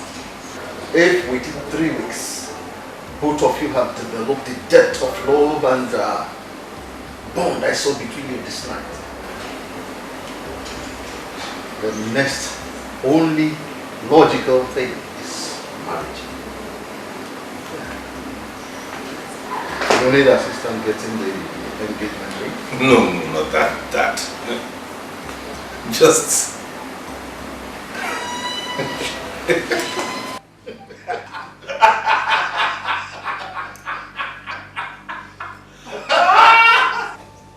Hey, Dad. Yeah.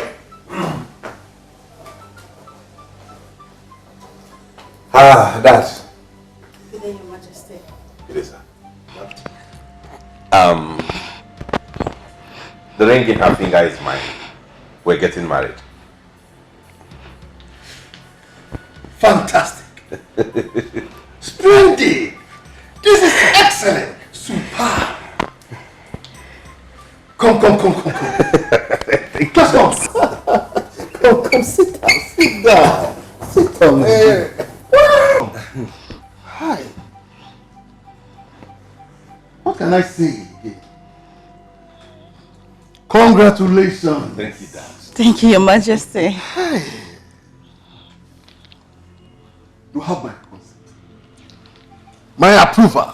Thank you, Your Majesty. My blessing. 1,000,000-fold over. Amen. Amen. You don't know how happy both of you have made me right now. Hey. Thank you, Your Majesty. No. I am the one that is to thank you for being courageous enough to take this big step forward. In fact, you did it for me. You did it for me. Hey. My son. Hey. My future daughter-in-law. Hey. Mom, just at the right time, Mommy.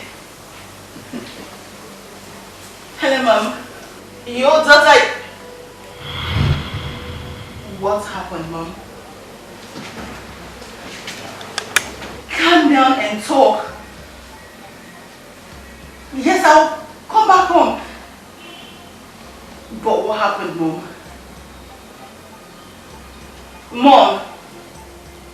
Mom! Gosh! What happened, baby? I don't know. It's my mom. She only said that our world is about to collapse, honey. It's okay. She's Calm not down. breaking. Calm down. Whatever it will be will not be as bad as your mother is making it sound. But you heard her say her mother was, you are a man and a king in waiting. You have to show strength and confidence in all circumstances. Bear that in mind as you take her home and find out what's going on. I'll be back, Dad. It's okay. Nothing will happen. Wise one, welcome to the... Your dynasty is over, Your Majesty. Meaning what is that? Exactly what you heard, Your Majesty. A son went to India and donated one of his kidneys to somebody, and that made him an incomplete man. No man with a little organ inside him is allowed to sit on the throne of Antview. So decrees the gods. Without one of his kidneys, your son, your only son and the crown prince, is now disqualified from the throne. Wise one, you can't. Not only that, Your Majesty, the gods have anointed you for Oka to take over from you. Yes. And to him shall all your assets and liabilities be passed on to. And that of asset is immediate. I have decreed the message of gods to you. And I leave you now. But do say it to Onoka, Onowu, and other royal members of the royal council. The way you sounded, why? Who did you donate your kidney to, Ninja Melvin? Did you really donate your kidney to someone?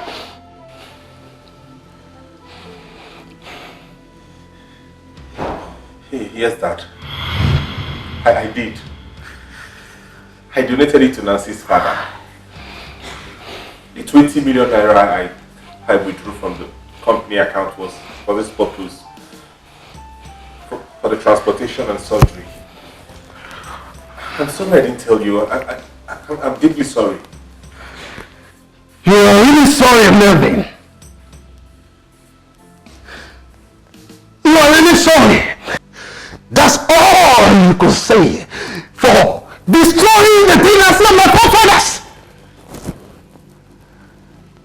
You are sorry. That's all you could say for keeping this family there and bringing heavy burden of shame on you. How do you mean? Let me shut up! You are really sorry.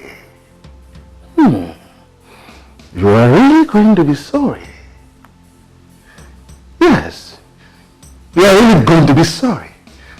Thank you for everything, Melvin. Thank you for everything. Thank you. The throne is now yours. His Majesty just committed suicide. What? When did it happen, Lord Oloko? Just now. Just now.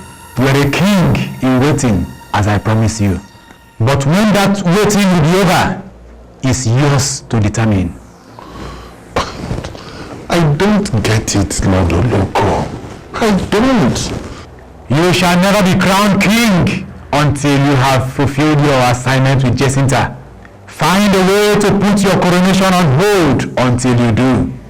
For if your coronation ever happens before that, you shall die once the throne touches your head. And until you sleep with Jacinta and kill her, you are forbidden from ever coming to me for any kind of help again. If you do, or tries to consult any other spiritualist, you shall run mad instantly. And pray that Prince Melvin do not get married before your coronations. For if he does, everything we did will come to nothing. And he will become king.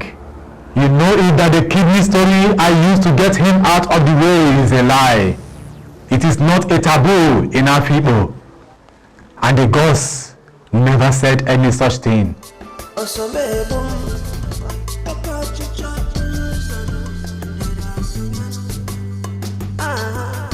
Honey, what is it? My goodness. What are you...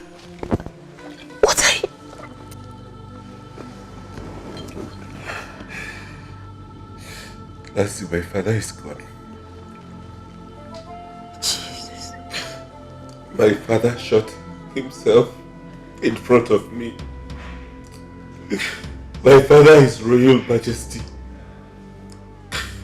committed suicide. Hey! Because of me. Tamonoe! Hey! Wait! What do you mean because of you? Talk to me! Nancy, because I donated part of my kidneys to your father.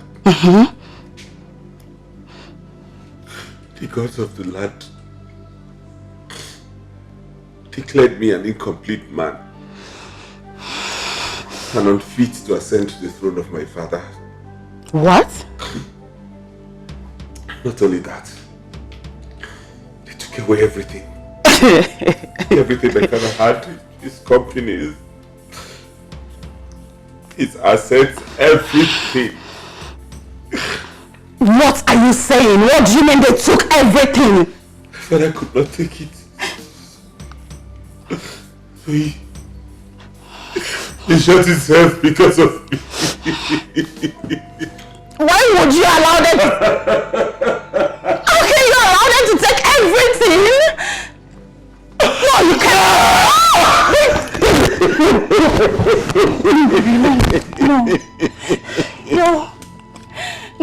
No, please, no. No. What a lucky man I am. Your presence in my life made all the difference after my father's demise and the loss of family assets.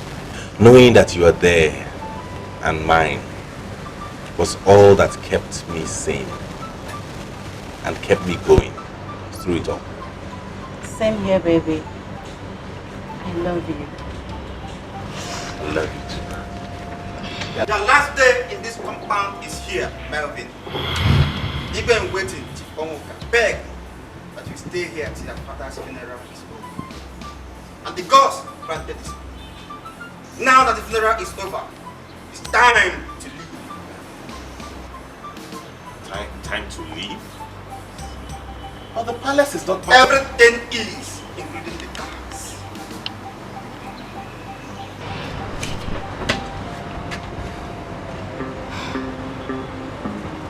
What did he just say? Who is there?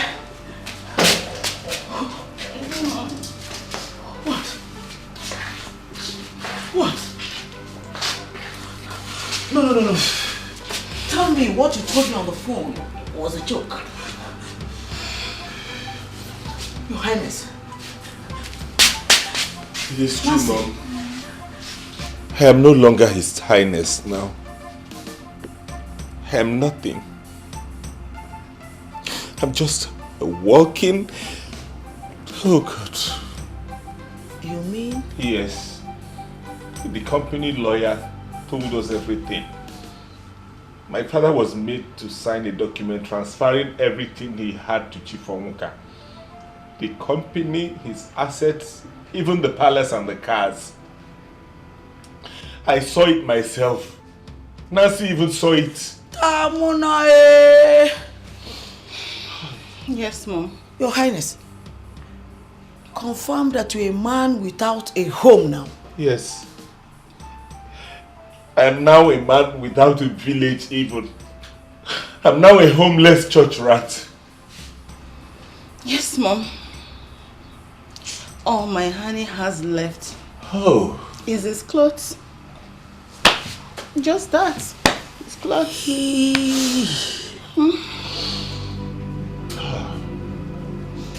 Hello, honey and mom. Thank you. How are you? You're welcome. Thank you, Mom.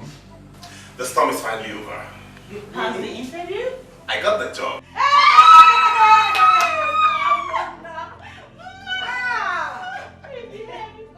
I'm now the manager of one of the biggest real estate conglomerates in the country with a salary of 4.5 million naira annually.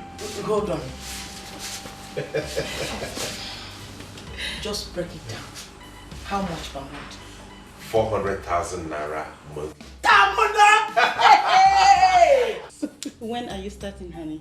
As soon as the result of the medical test I ran with the doctor is out. The job is yours! It is my name, man! Hey, the job is yours! I'm sorry, Thank you, honey. You know, Mom. I love you, I love you, I love you. Love you, Mom. This calls for celebration. Yes! So just give me a while, let me go get stuff.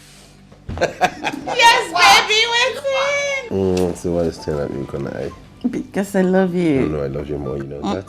That's You know- not true. you know I'm the the one that truth. love you, know. Don't lie.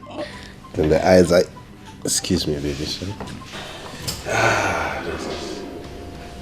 What is this? Good morning. Oh, good morning, sir. You? Yes, sir. Really? Yes, I'm around. No, I'm free, I can come. Okay, sir, I'll be on my way immediately. Thank you, sir, thank you. Honey? What's that? The call I have been expecting for 3 days now just came in. Really? I'm telling you. That's the company personnel manager. He wants me at the office immediately. I'm so happy for you, baby. Whoa! I can't wait. Oh, thank you, God. What are you waiting for? What? What are you still waiting for? How? Let's go to the bedroom quickly. You and I? Yes. Because from now on, I'm going to be the one betting my honey plum. Yes. I'm taking it as my number 2 duty, second only to my bedroom duties, you know. Let's see how good you are at that. What are you saying? You know I'm very good. Let's go. Let's see how good you are at that. Whoa! Wow.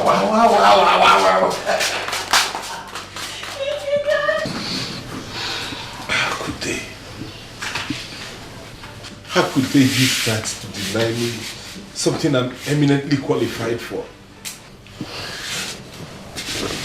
How could they turn my genuine humanitarian gesture into a nightmare for me? How? Come on, calm down, please. Mommy, you asked me to calm down. You asked me to calm down. How? Mommy, you asked me to calm down. You asked me to calm down. How? I have just 2,000 naira left in this whole house. And I have nothing in my bank account. How am I supposed to take care of us? Just tell me.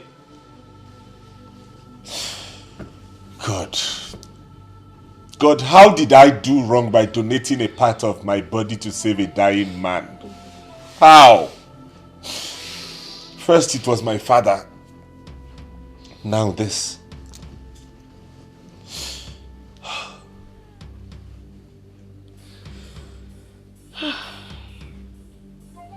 It's okay, honey.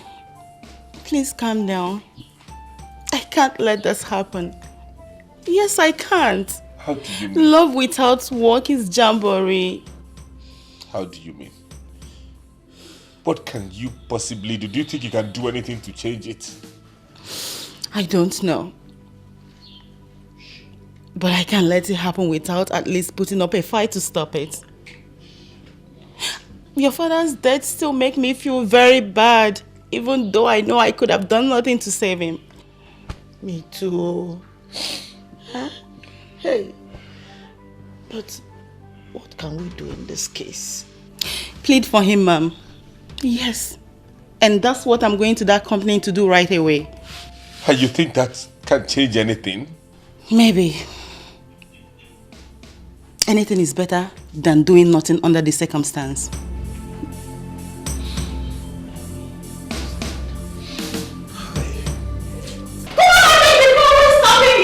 What is going on?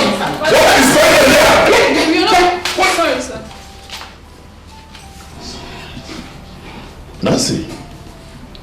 Nancy Bernard, Faculty of Economics, University of Calabar.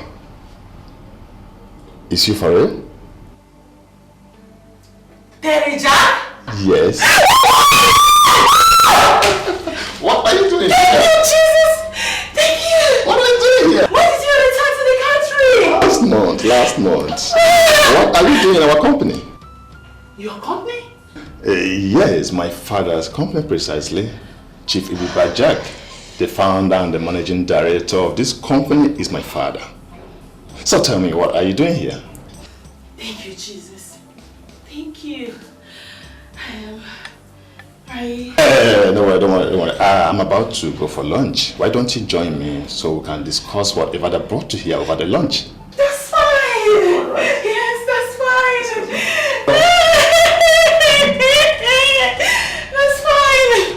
That's fine. Take care of my office. Make sure you lock my office, okay? Let's go. Thank you. Let's go. Thank you.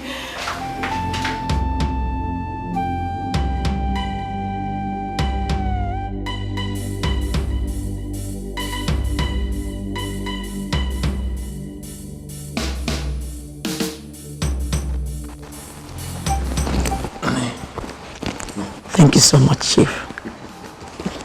I appreciate it. Thank you. I'll drop my way now.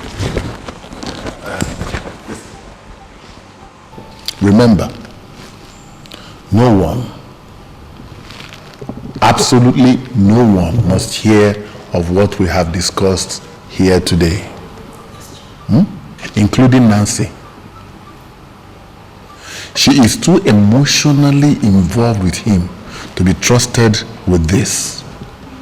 Once their engagement is broken and Melvin is made homeless and a total reject, come. I will give you the balance of the $100,000 I promised you and a duplex. I am Chief Onwoka. I keep my words. Chief, trust me. My only regret now is that you're saying I should know Western as well. If not, you would have been a dead man before the day runs out. Today. And my concern now is how my daughter is going to react. But don't worry. I'm going to handle her. Go and do what I have paid you to do. And you must not fail. Because if you do, I will be forced to do it myself, Madam Rachel. And if I do, no one will be safe, including Nancy and yourself. Anybody could be caught up in the crossfire.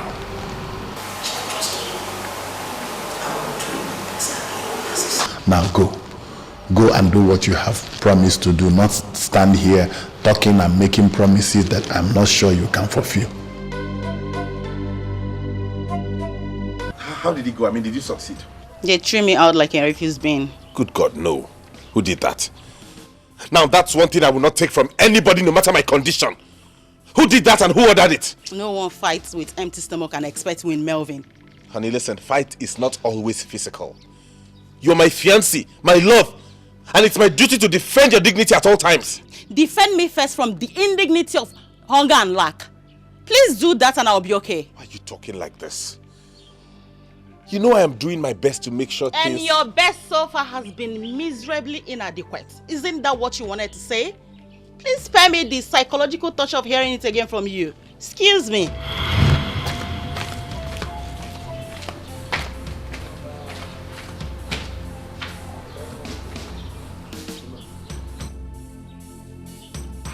Baby, see, listen, honey.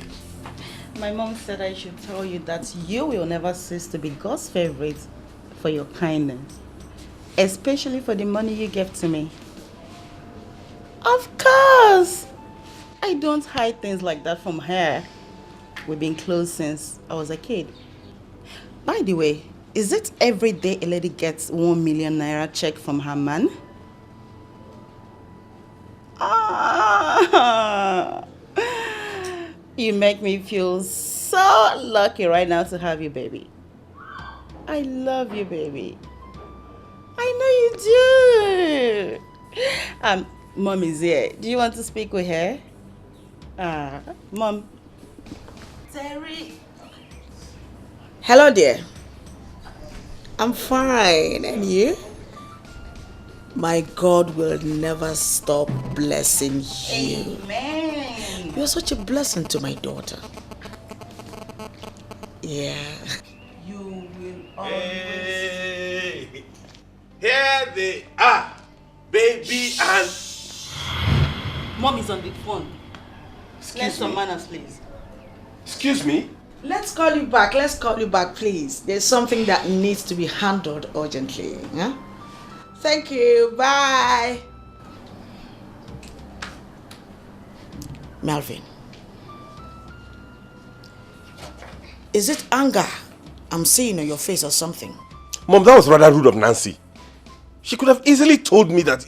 And you're making noise while I was on the phone is called what? Best civilized behavior? Huh? I'm sorry. I was only just... It's okay, Melvin. It's okay. No need for that long talk. Apology accepted. Thank you for that, Mom. Misfortune or whatever it is fast reducing him to a pissy, noisy guy day by day. If only he knows how that disgusts me. I'm sorry, I don't know what must have upset both of you today.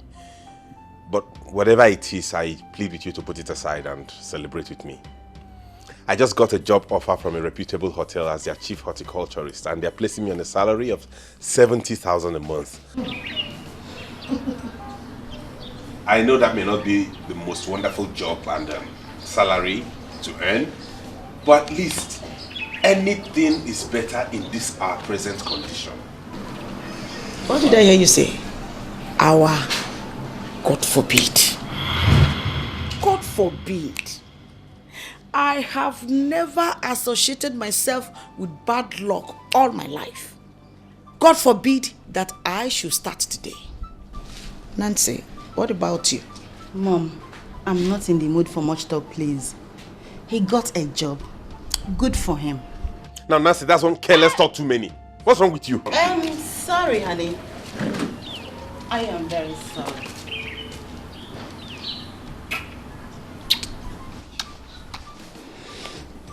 Congratulations. Do you want something more?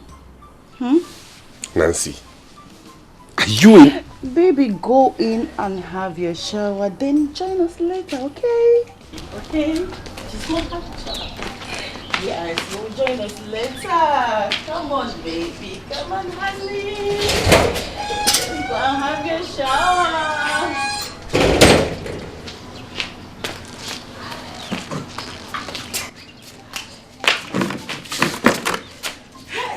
No.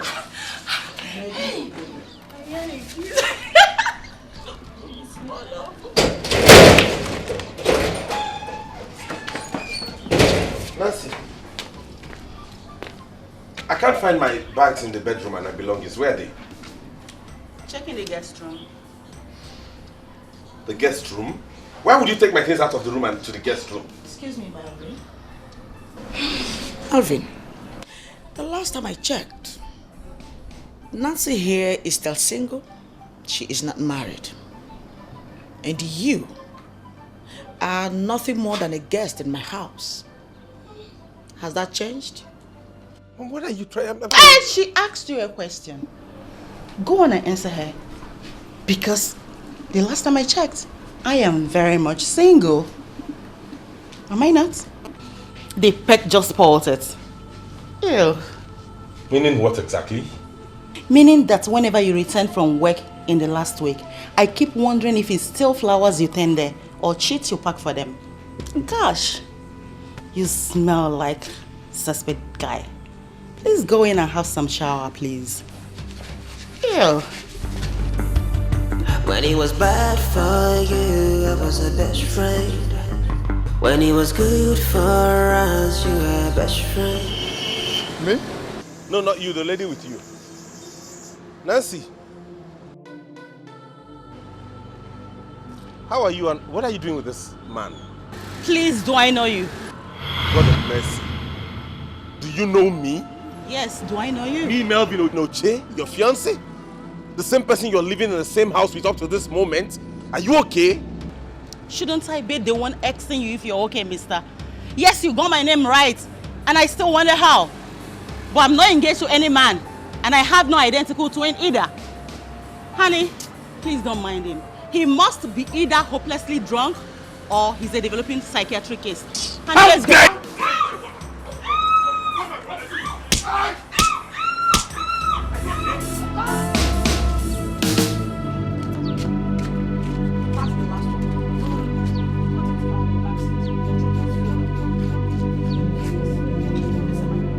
You're good to go. You see all these things? Take them and throw them inside the river. The nearest river. Or better still, if you can sell them, you can keep the money. Mommy, thank God you're here, Mommy. You have to follow me to my workplace, please. Get away, smelling idiot. That's it. The owner of all these things here. Carry him as well. Wherever you're dumping all these things, dump him there. Or if you decide to sell them, also look for a slave dealer. Or better still, what do they call them? Ritual killers. And sell him as well. Are you behind this?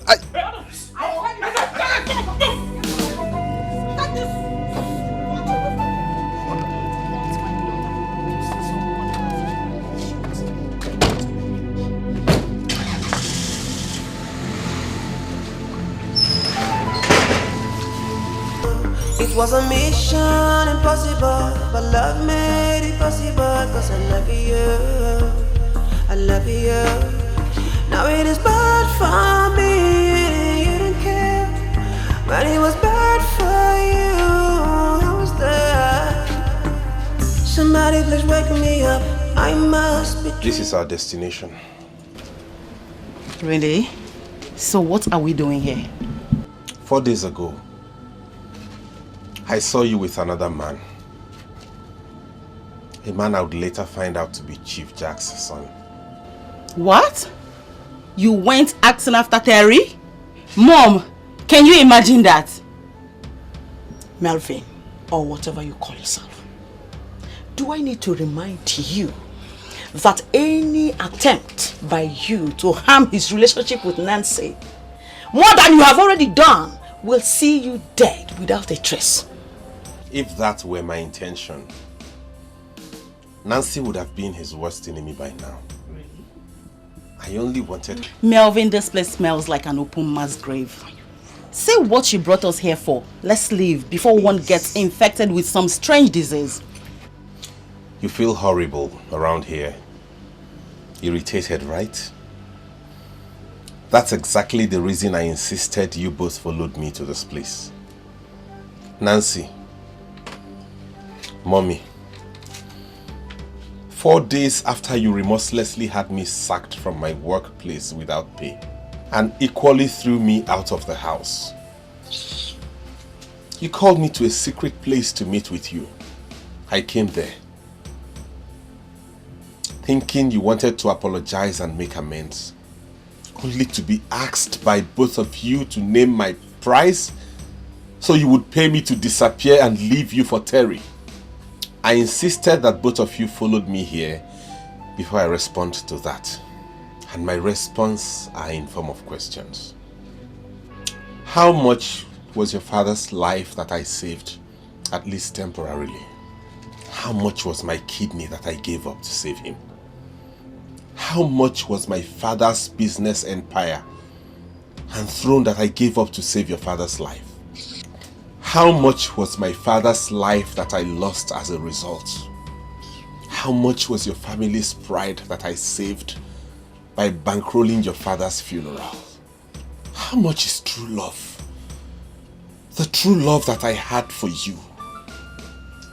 How much is all the other sacrifices that I made for you and your mother recently? If you can quantify all that monetarily, then I'll accept the money. Otherwise, no deal. And by the way, I brought you both here to say this. Because this is the place that I, Melvin, a prince, and the only child of a multi-billionaire king, now calls home because of both of you. Say, put yourself together, please. Please. Are you done?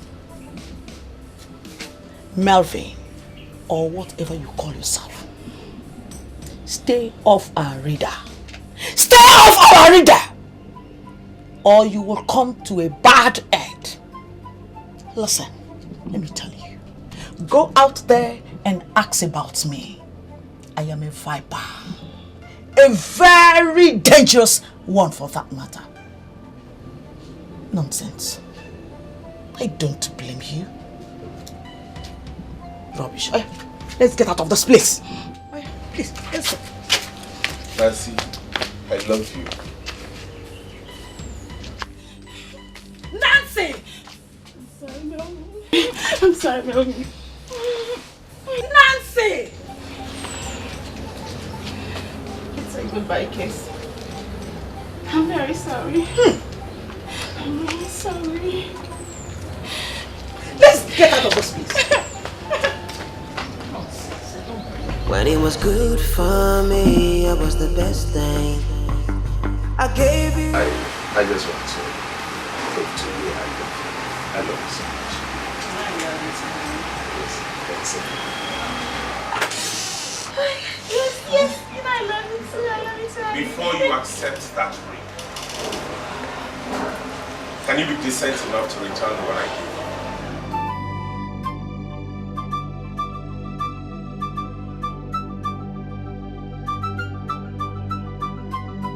Mom, I almost fainted when a man appeared as from nowhere and claimed he was a psychiatrist, that Melvin was once his patient. He said that Melvin has a mental trouble that makes him develop deep admiration for any lady that catches his fancy at any given time. That whenever that happens, he stalks the person and says them as if they actually happened. He told Terry not to worry, that Melvin must have relapsed and I'm only his latest victim. Melvin tried to deny it and the man called in some boys who came and bundled him out. And Terry went ahead and completed the engagement, right? Yes, he did. Even though I was more of a ghost of myself for the rest of the date. Here's the ring, Mom. Wow. Isn't it beautiful? Absolutely beautiful. Wow. Thank you. Absolutely. Thank you, Mom. Congratulations, my daughter. Thank you, Mom. Still wondering who the fellow who came in to save the situation for me was and how he made it to the scene just at the right time. Could he be an angel, Mom? He's human. And he is actually working for your dear mom. Mom, are you shocked? Yes. Himself and his boys, everything they did there or said there, I hired them to do that. Should such moment occur. Mom, Nancy, you have a master planner and executioner in your mother. Have you forgotten? How could I ever thank you enough, Mom? Keep that thanks for now. There is still one more job to be done. What job, Mom? Putting the fear of force into Melvin once and for all.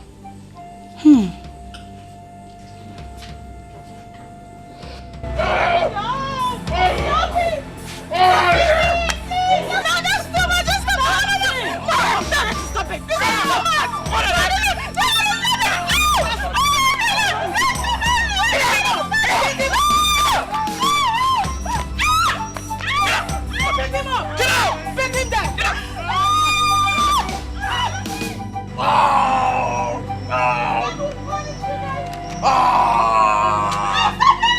Shut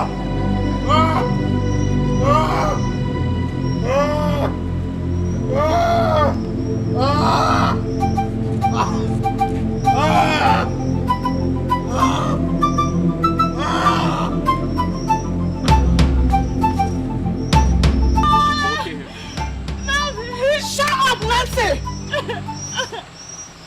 No. I'm only trying to put the fear of my daughter on him, and I believe I have achieved my end. I don't want his miserable blood to be on my hands. Now, listen, see your job. You see this idiot? Your job now is to watch him 247. If he tries to go to the police after regaining consciousness. Yes, my shoe is going to be Loboti. No, just hold on, just hold on. You see that shoe? Those shoes you want to buy for yourself. That is exactly what I want. I can match it, Nancy. Write it there now.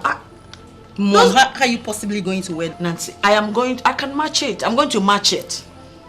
Mom, can you possibly wear 8 inches heels? I can wear it. The one with wedge. I can wear it, Nancy. Those people, they have money. They are. Please write it down there for me. Mom, write it with the purse. Please. Mom, you know what? I'm going to write it. But if at the end of the day you don't wear those heels, I will have you wrong. You see me wearing no them. problem. I'm doing it. Yes, let's do it. Yeah, Mom. My wedding is so going to be a big society wedding that will shake the whole city. That is it, my daughter. And that is why I want to look gorgeous. It's okay with... Oh my God, yeah. I totally right now 10 points. Mommy, I've come to beg for your forgiveness in any way I've wronged you. If there's anything I've done to you, just forgive me and help me. I'm just coming from the hospital, where the doctor told me I have 2 broken ribs and internal bleeding. I need you to assist me. I don't have any money on me. I don't have any finance. I don't want to die. I beg you, please. You don't want to die. You don't want to die. And you are in my compound. Melvin! You don't want to die. And you set your miserable feet in my compound again. That's because I don't know where else to go. I don't know who else to run to for assistance. And this injury was inflicted on me by the boys you sent. Melvin, please, you're distracting us. As you can see, we're drafting my wedding budget here. So the last thing we so need is a walking dead to walk in here and spoil our moods. Can you imagine? You can call me a walking dead or even death itself. I don't mind. I don't even care who you're getting married to anymore. All I ask is assistance. Please, for old time's sake, just help me live again. Save my life and I swear you will never see me anywhere around you again. Remember, I once saved the life of the one you loved. Please save my life. Okay. Okay, Melvin. We will help you. Thank you, Marco. Mom, my dear, let's take him to the hospital. God bless you. Mom, we have a serious business in our hands, so don't worry, my dear. Let's help him for old time's sake. Thank you. Mom, remember it's Melvin now. Let's get out there and get a taxi for him, and take him to the hospital. Thank you. Oh, darling. God bless you. You too, darling. Thank you. Oh, let's take you to the hospital. I'm sorry. Thank you. Say you want to go to the hospital. It's not. Ow! Ah! Get out! Hey! Mom, you're a genius!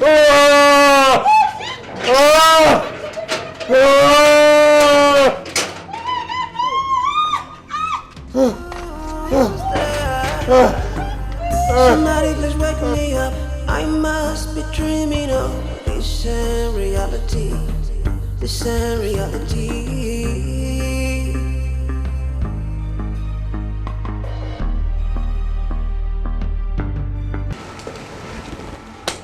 So, how are you doing? she's still cooperating fully with you? Yes, Chief. After what I did to her the last time, she tried to be stubborn with me. I don't think she's ever in doubt what I'm capable of. She seems to love life too much too. Don't even think of that. Not only that I love life, I can't give you the pleasure of outliving me. I shall outlive you. The day you killed my father before me, I caused you in my nakedness. In case you have forgotten, I said whatever thing you did it for, you will never get. If you see it, you will never get it. That was what I said to you that night in my anguish, and it must come to pass. In fact, I can feel it now that your disgrace is very, very near. Very near! Idiot. And that is for your stupidity. Moto. Sir. I am going to the airport to pick my daughter. Her plane will touch down in about half an hour. Make sure that these bastards eat once a day for 2 weeks for uttering this nonsense. Yes, sir.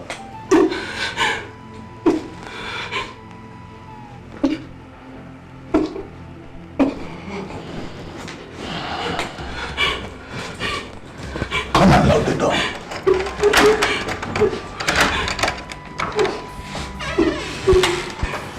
Now which kind life it is so? Kind life it is so? Now which kind life it is so? Kind life it is so? You got a lot of love to share, but so afraid to share. Cause you don't know just who to trust. You don't know just who to trust.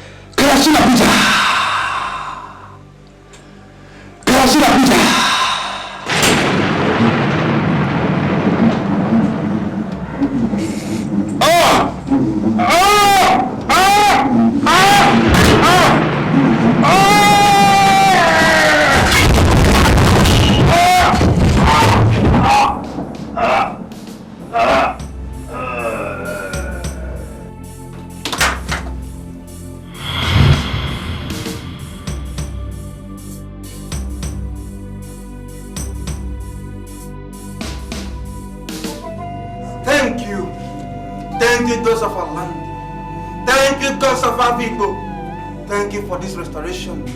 Thank you. Thank you.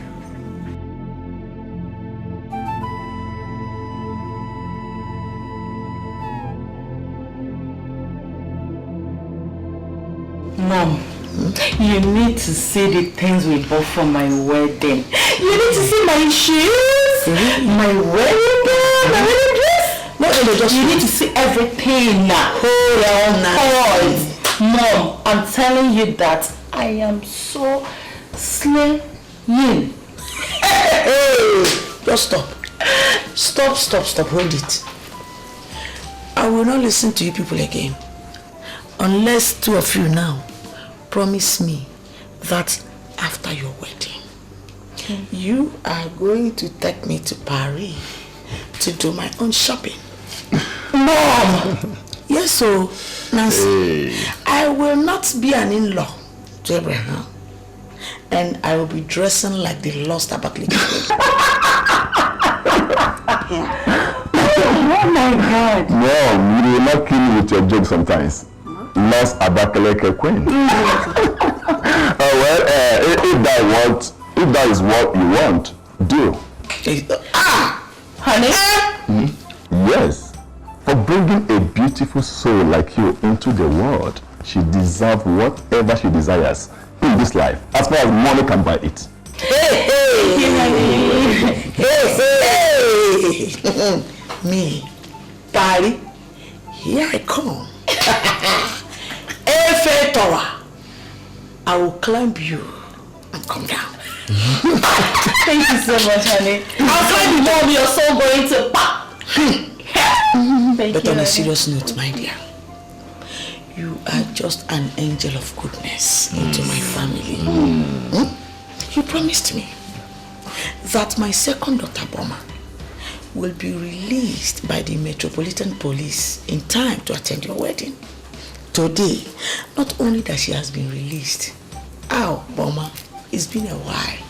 Boma, my daughter, is on her way back to the country to attend your wedding, as you said. I am very, very happy. Thank you so much. Thank you, I honey. appreciate you. Thank you. My God will always. Oh, you reminded me, Mom. Nancy and I are supposed to pick her and my London-based younger sister at the airport, and their flight must have landed by now. Babe, let's go. We need to get going. Okay, please. It's been a while. My dad. Dad? Yes. Take the call. Hello, Dad. That's not possible. No, it can't. No, I'm not watching television right now. Okay. Television. That is the flight they're talking about.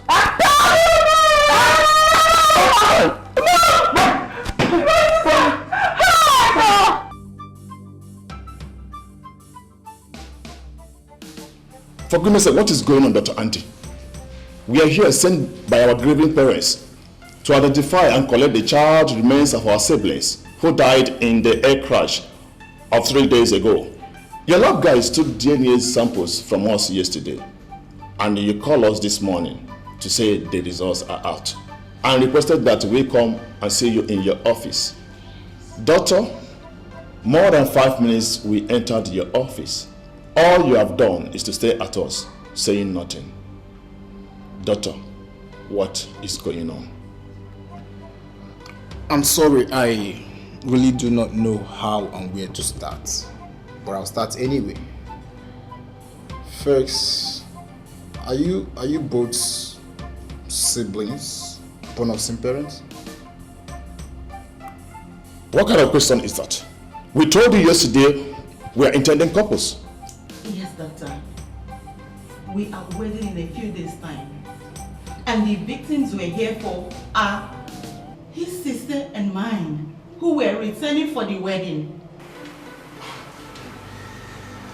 You see, that is really what confuses me here. You see, your DNA and his matched that of one of the victims, even though your DNA matched with that of the other victim whom you took as your own sister. Doctor, what are you talking about? Please, can you explain to us more? The only medical explanation to this is that both of you are blood relation, siblings precisely. Devil is a liar. That's a lie from the pits of hell. Who paid you to say these evil things to us, Dr. Andy? Who paid you? Paid me? Yes. What are you talking about? And doctor, I demand fresh DNA test. Now. Yes. For both of us. And you better do it right away.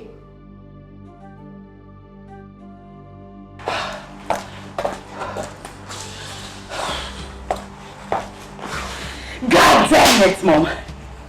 This is one moment and one issue I will not accept anybody playing dumb to me.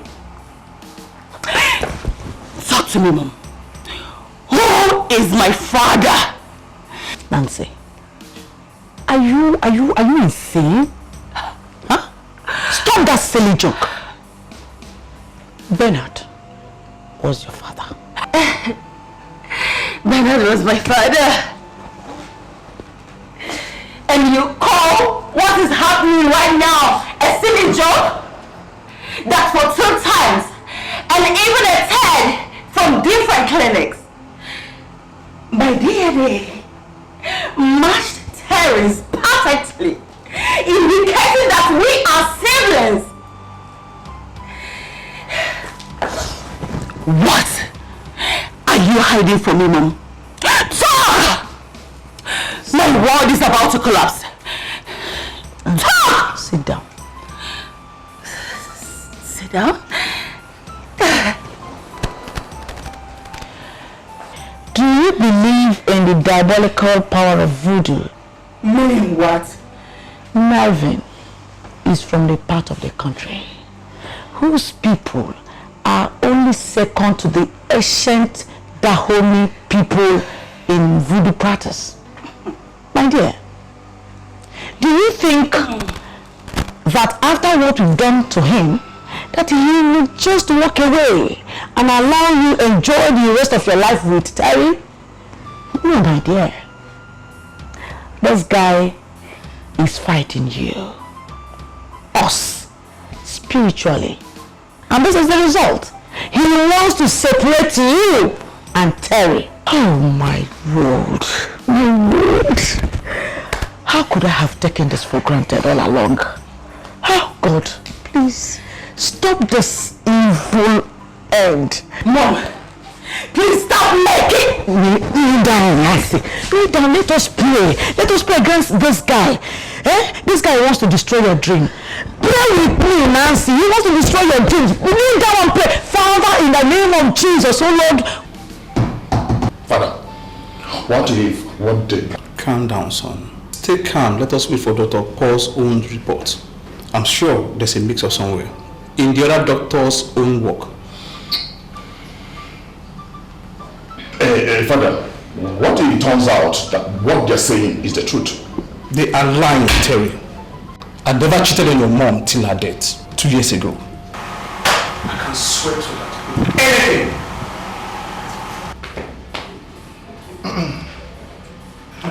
Yes, Dr. Paul, it was a lie, right?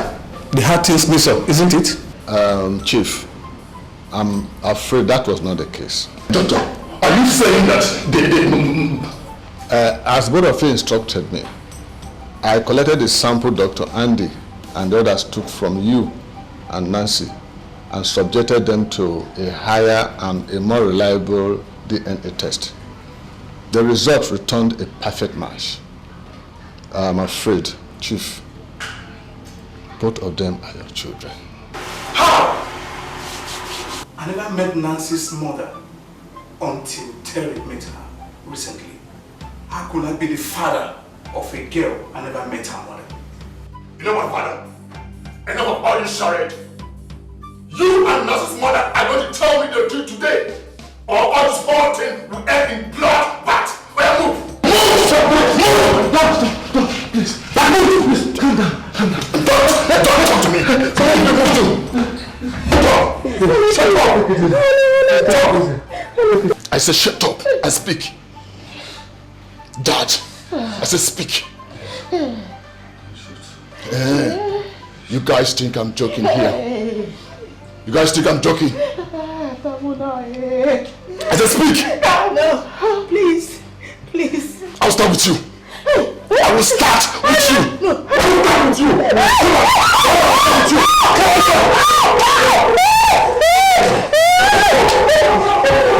Turn my down. I got your pen. Speak.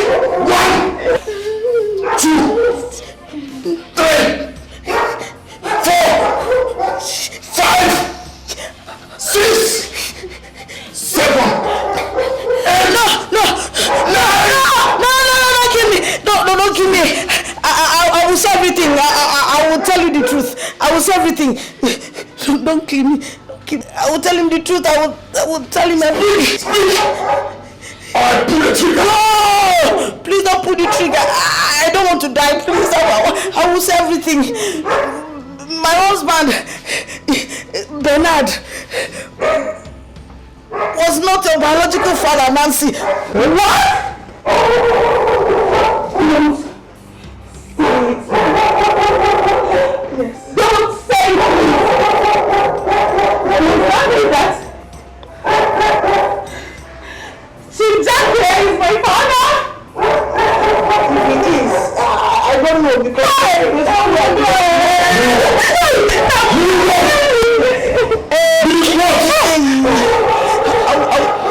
I will say, after I lost my first pregnancy in the 5th month,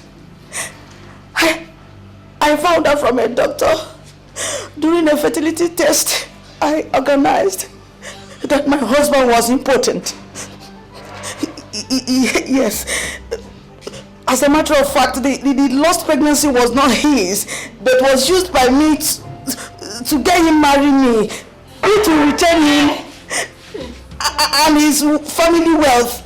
I made a deal with the doctor, and the deal was that he should tell my husband that he has low sperm count and got me pregnant later through artificial means, while pretending to be treating my husband. 7 months later, the doctor got me pregnant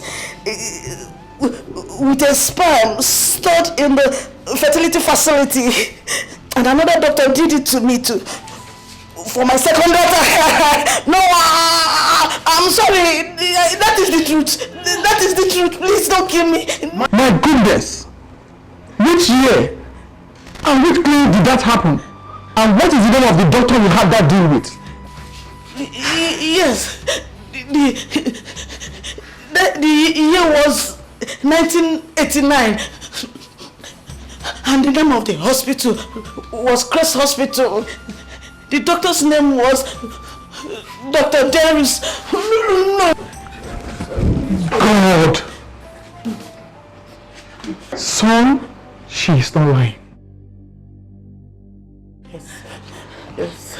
Back down, son. She is not lying. Remember what your mom and I told you about armed robbers.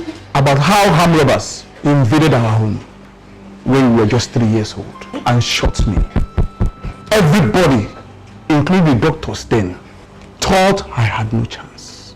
Due to your mother's deep love for me, she pledged never to remarry, even if I should die, to ensure that she doesn't start seeing another man after I am gone. She still wanted to have more kids. She convinced me to store my semen in the hospital fertility facility so that she could use it anytime she chooses. We got the doctor to help us do that.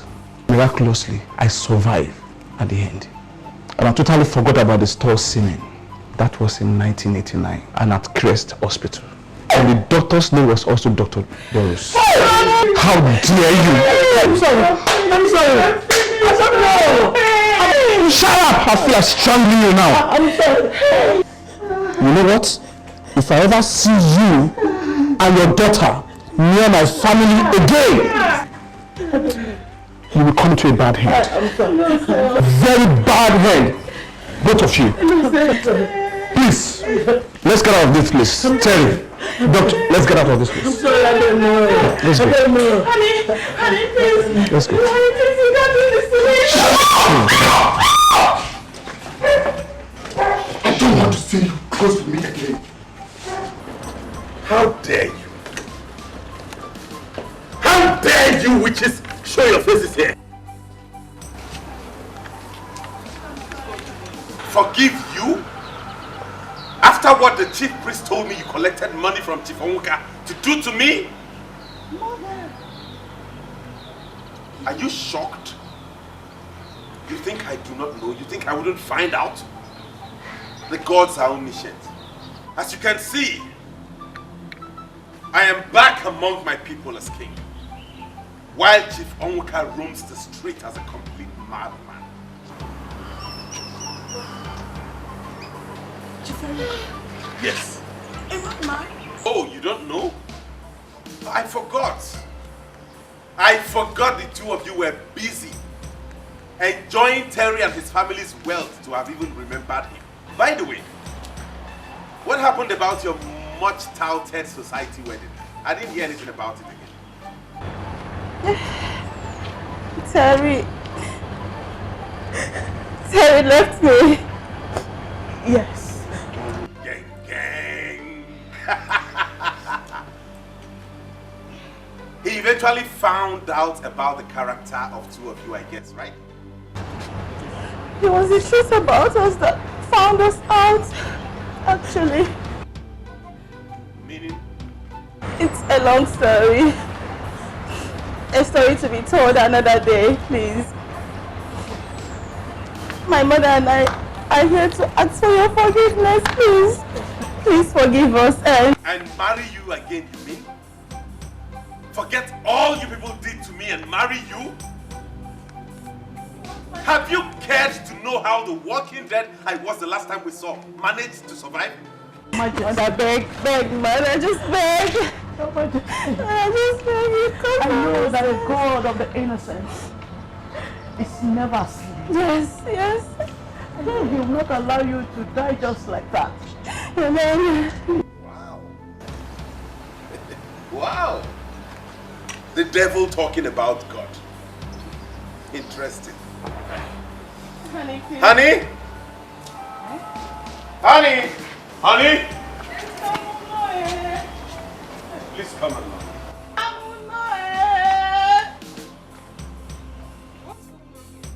Mother, you have killed me.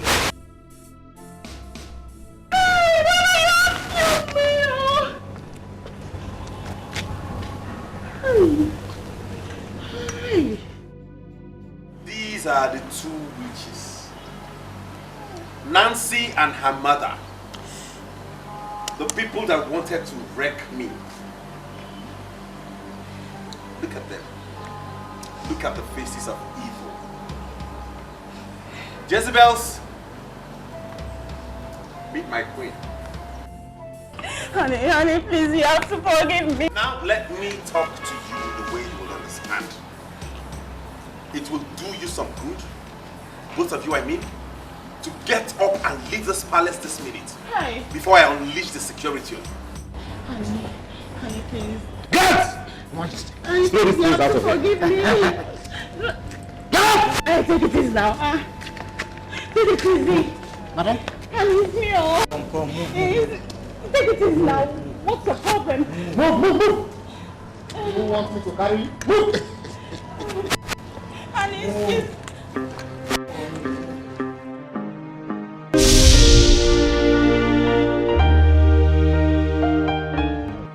Oh yeah.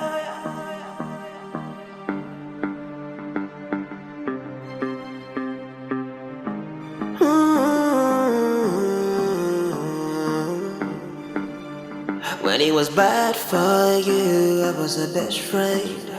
When it was good for me, I was the best thing. I gave you my everything. I gave you the rest of me, 'cause I love you. I love you. It was a mission impossible, but love made it possible, 'cause I love you. I love you. Now it is bad for me, you don't care. When it was bad for you, I was there. Somebody please wake me up. I must be dreaming of